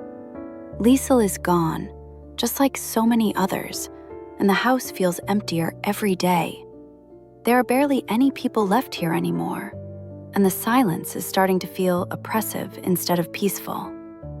I keep wondering if I missed something, some sign she gave me, some warning I didn't take seriously enough. I'm scared, Felix. Not just because she's missing, but because it feels like something bad is slowly closing in on all of us. Hey, I can see how much this is eating away at you, and it makes sense that you feel like this. When someone disappears without a trace, your mind starts filling in the gaps on its own, and those thoughts are never kind. But I need to ask you something, even if it's difficult. Did Liesel say anything before she vanished? Anything strange, emotional, or out of character? Did she leave a note, a message, or even hint that she was planning to go somewhere? Sometimes the smallest detail can matter more than we think. No, that's the worst part. She didn't leave anything behind. No note, no message, nothing at all. It's like she just vanished into thin air. And that scares me more than if she had said goodbye. I keep replaying our last conversations in my head, wondering if she was hiding something from me, or if she was already afraid and didn't want to burden anyone with it. And now, with so few people left in the house, it feels like every empty room is reminding me that we're losing more than just people. We're losing a sense of safety. I don't want to be alone in this, Felix. You're not alone. Not now, and not with this. I know I can't fix what's happening or make Liesel reappear, but I'm here with you, and I'm not going anywhere. If she didn't leave anything behind, then we face that together, step by step, until we understand what really happened. Whatever this dark feeling is that you're sensing, you don't have to carry it by yourself anymore. We'll figure this out, and until then, I want you to know that you can lean on me, even when everything else feels like it's falling apart.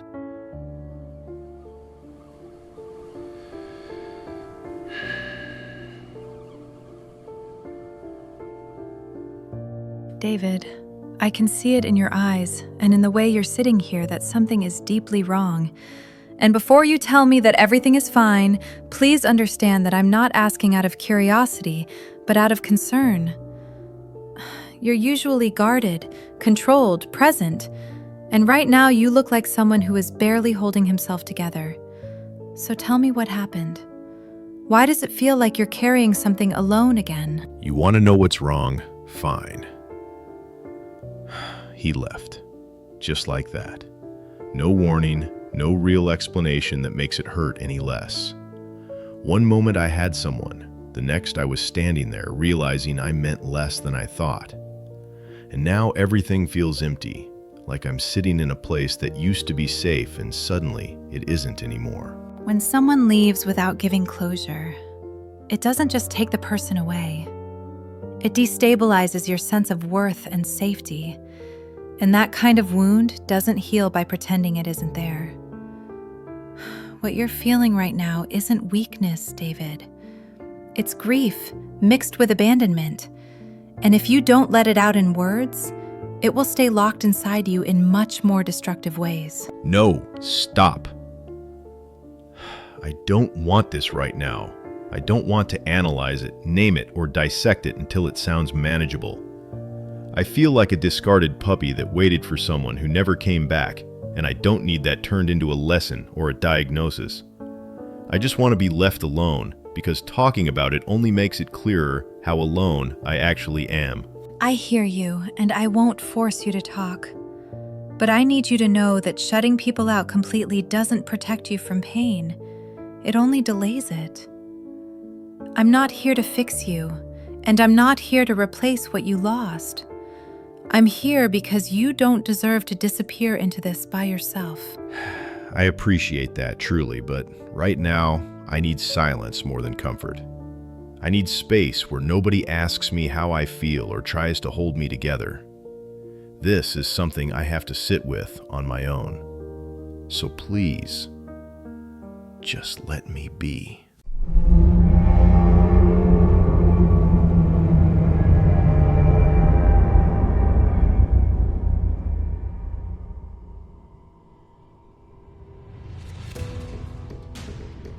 Do you see it now? Do you finally see it, Verdico? I told you this would happen, and you still hoped it wouldn't. But Liesel chose this path with her own will. She didn't just fall into darkness. She walked straight into it and offered herself completely to the entity. She spoke with Ghostface. She listened to him, trusted him. And now she belongs to him. Liesel is no longer one of us. She is something else entirely. Something far more dangerous than before, and she is powerful in a way we can't simply undo. The power of 4 is gone, completely shattered, unstable, non-existent. And if you want someone to thank for that collapse, thank Lisel. Whatever balance we once had is broken, and now we are standing alone with nothing but our own fractured strength. No, I refuse to accept this so easily. Liesel wouldn't just betray everything we stood for without a reason, without doubt, without hesitation. I don't understand how she could choose this, how she could willingly bind herself to the entity and stand beside Ghostface as if destruction were some kind of destiny she embraced. If the power of 4 is truly gone, then she didn't just abandon us, she dismantled everything we fought to protect. And what scares me most is not her strength, but her intention. Why would she want this? Why would she turn against us? And does she truly plan to destroy what's left of us? Or has she already crossed a line that can never be undone?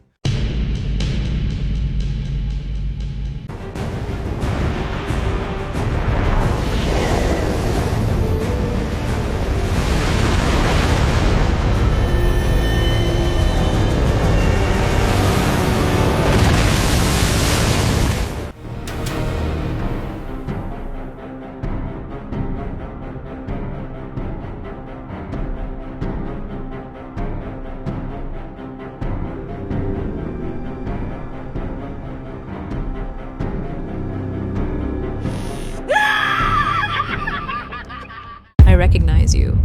I know you. I've seen you before, and don't you dare pretend otherwise. You're that woman from the hospital, the one with that empty stare that never really blinks. The one who feels wrong even when she stands still. And now you're here, in the world of the entity, walking around like you belong, like you didn't already do something twisted to David. You don't feel human, you don't feel lost, you feel calculated. So tell me this, you creepy thing. And what are you doing here? Do you belong to the entity? Are you one of its pets, or are you something even worse? You stupid, pale bitch. You look like you crawled straight out of a grave and forgot how the world works. My name is Sheila, and who or what I am is none of your damn business. You don't get to question me, you don't get to judge me, and you definitely don't get to talk down to me like you own this place. We are going to have a very serious conversation, whether you like it or not. And don't get offended already, sweetheart, because that big mouth of yours is going to get you into trouble. You think that sad little ice magic of yours makes you special? It doesn't. It won't save you. It won't protect you. And it certainly won't help you when you finally realize how powerless you really are. You know what really pisses me off about you? You walk around like you own every room you enter, like everyone else is just background noise in your little twisted story. I recognize your kind, Sheila. I've seen people like you in hospitals, hiding behind arrogance because facing what you really are would destroy you. You don't scare me, you disgust me. You come into the world of the entity acting like you belong here, like you earned this place, while all you do is poison everything you touch. Whatever you did to David, whatever sick little game you're playing, I see straight through it. And don't get it twisted. I don't need your approval, your warnings, or your bullshit. I don't talk to unstable patients who confuse cruelty with strength. Oh, there it is. That little spark of rage behind your dead doll eyes. You really think you're special, don't you? Walking around with your pretty little ice tricks like they mean something here. Let me tell you something, Gravewalker. I've seen fear rot people from the inside, and you're soaked in it. David wasn't touched by me. He was exposed. I showed him what abandonment really feels like. I showed him how fragile loyalty is when love disappears. And you? You stand there pretending you're strong, but all I see is a girl clinging to control because she's terrified of becoming irrelevant. You don't belong above me. You belong beneath what's coming. You think breaking people makes you powerful? That says everything about how empty you are. You feed on weakness because you don't have anything of your own. I don't care what you showed David. Pain doesn't make you enlightened. It makes you desperate. And you don't scare me with your little speeches about fear and belonging. I've stood in places darker than your head, and I didn't need to tear others apart to survive them. You're not some higher being, Sheila. You're a parasite hiding behind cruelty because without it, there's nothing underneath. And if you think my magic is useless, then you've already made the mistake of underestimating me. Hey, back the hell off and keep your filthy mouth away from my girlfriend because I've had enough of your poisonous crap. You walk in here acting like love is weakness, like caring makes us blind, but all I hear is someone who's already given up and now wants everyone else to rot with her.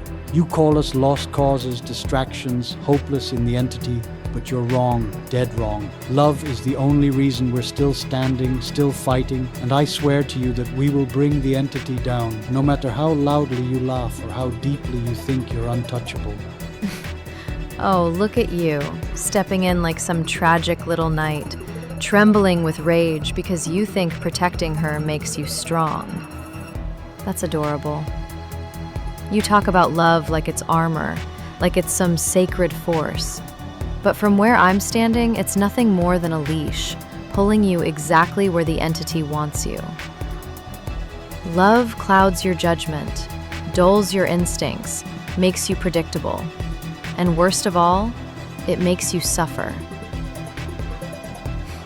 You think you're fighting the entity, Vertigo. But all I see is a man already bleeding for it, smiling while it sharpens the knife. You don't get to define what strength is because you chose the easy way out and dressed it up as enlightenment. Love doesn't blind me, it anchors me, it reminds me why I fight instead of surrendering like you did. You call it a leash because you were too weak to carry it, too afraid to feel anything real, so you traded connection for control and called it freedom. But I see you clearly now, Sheila, and whatever deal you made with the entity didn't make you powerful, it just hollowed you out. You still don't understand, and that's what makes this so entertaining. I didn't lose myself to the entity. I was chosen because I stopped pretending that hope mattered. While you cling to feelings and promises, I move forward without hesitation, without guilt, without regret. Keep telling yourself that love will save you, Vertigo, because when this realm finally closes its jaws around you, it will be the first thing you choke on. And I'll be there to watch you realize that faith was never enough.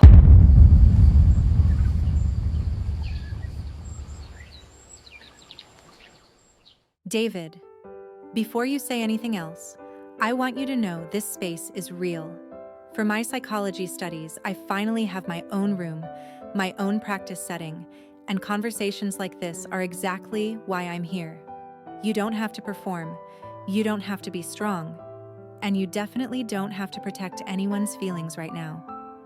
I see the way you sit, I see the way you hold your shoulders, the way your eyes don't rest anywhere for long. That kind of pain doesn't come from a bad day. It comes from loss. You've asked to be left alone, and I respect that. But people who ask for distance are often the ones drowning the deepest. Tell me, David, why does the pain feel so heavy since Junior left? And why does it feel like something much bigger is being taken away from you, not just a relationship? I don't know if I should trust you, but I want to. So I'm giving you a chance, Isabella. The truth is, Junior didn't just leave me. He's carrying something. Something no one is allowed to know. And the same goes for my friends. Every single one of them. They've all been gone for a long time now. Not busy gone, not taking space gone. Gone like they might never come back. And that's why it hurts so much. Because when you're disabled, when you can't walk anymore, love isn't just emotional. It's survival. Junior helped me. He took care of me. He made me feel wanted instead of broken. He's beautiful, gentle, the kindest man I've ever known. And now I sit here, depending on the few people left in this house, feeling like everyone I love is being erased, one by one. I had a surprise for him. I've had it ready for a while now. Something real. Something from the heart. but I'm not telling anyone what it is. Some things you keep alive by keeping them secret.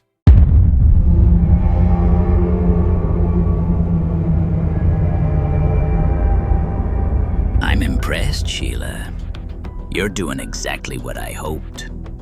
Keeping the fools of that student house busy, distracted, tearing each other apart while they still believe they matter.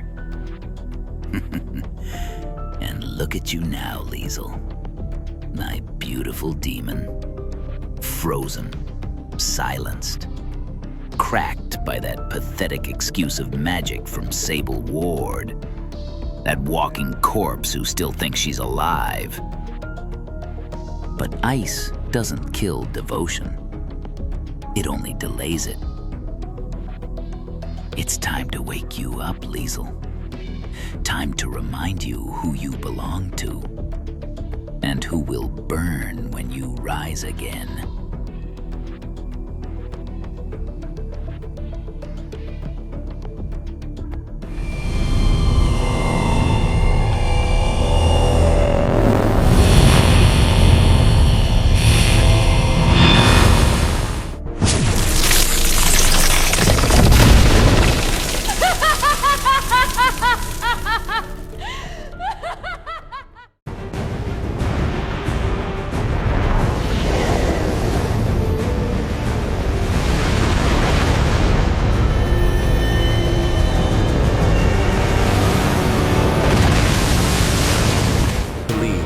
Not soon.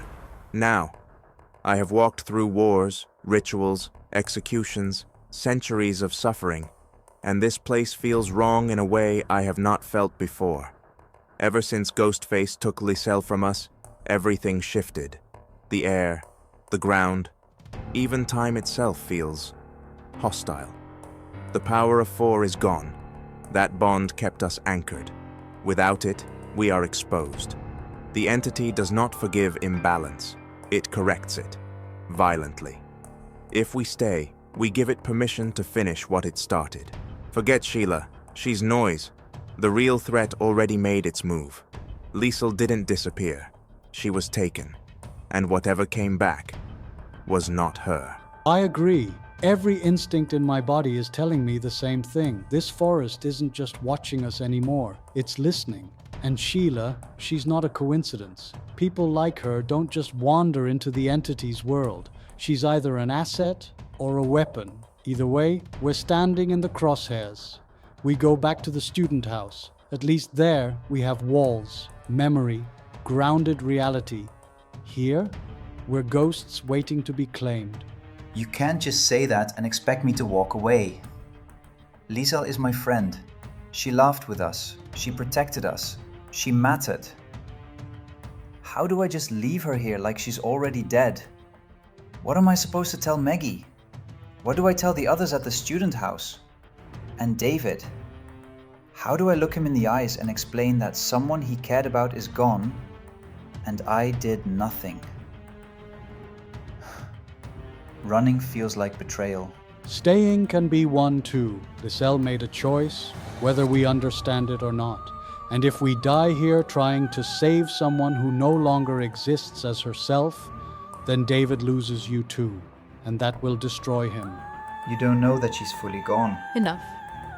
Fear is clouding all of you, and emotion is exactly how the entity wins. Let's separate facts from panic. 1. Liesel is no longer aligned with us.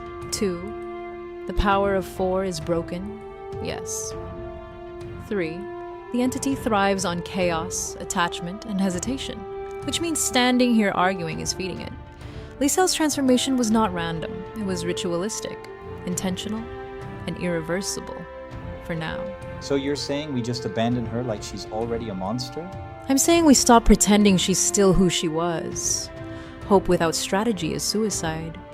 If we want even the smallest chance of saving her, or stopping her, we need distance, preparation, and control. You're suggesting a passage. A portal, not an escape, a repositioning. Back to the student house. We regroup, we protect the others, and we stop reacting and start planning. If we leave, we don't give up on her. No, we survive first. Then we decide whether Lisel is someone we save or someone we have to face. I'll open the portal, stay close, and whatever you do, don't look back.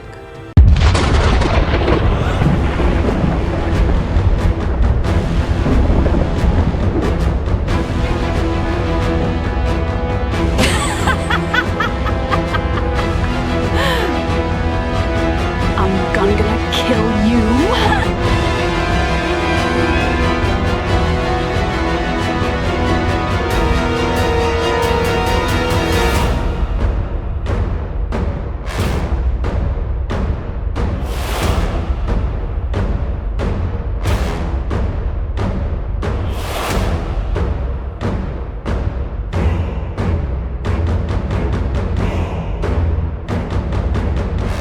Liesel, please don't do this. Look at me. Just look at me for 1 second. We're best friends. You know that. You've always known that. I know you're still in there. I feel it. This isn't you. This isn't who you are. You're not a monster. You never were. You're the person who stayed up all night with me when I was scared. You're the one who laughed at the dumbest jokes just to make everyone feel okay. Liesel, I know you're hurting.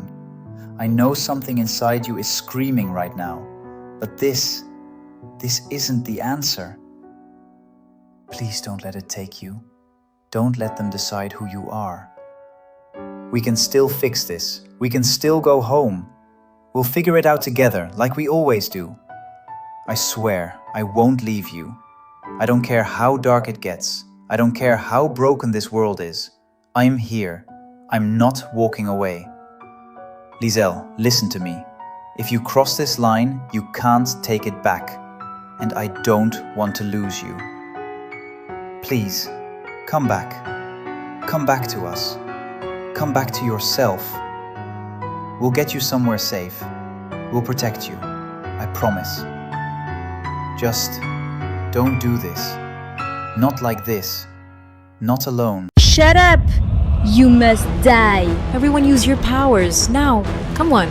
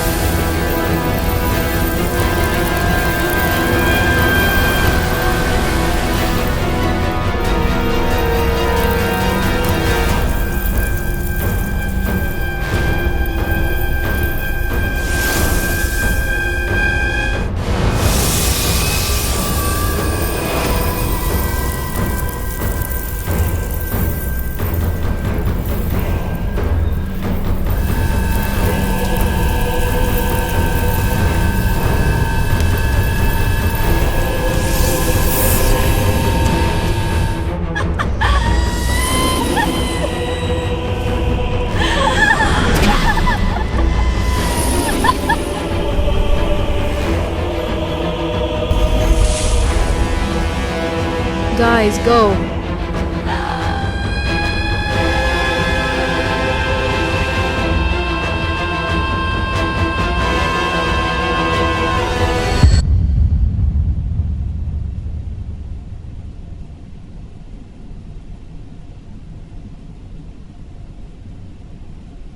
Junior?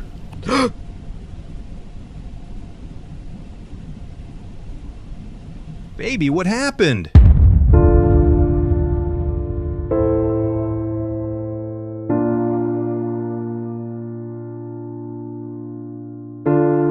Ha ha ha!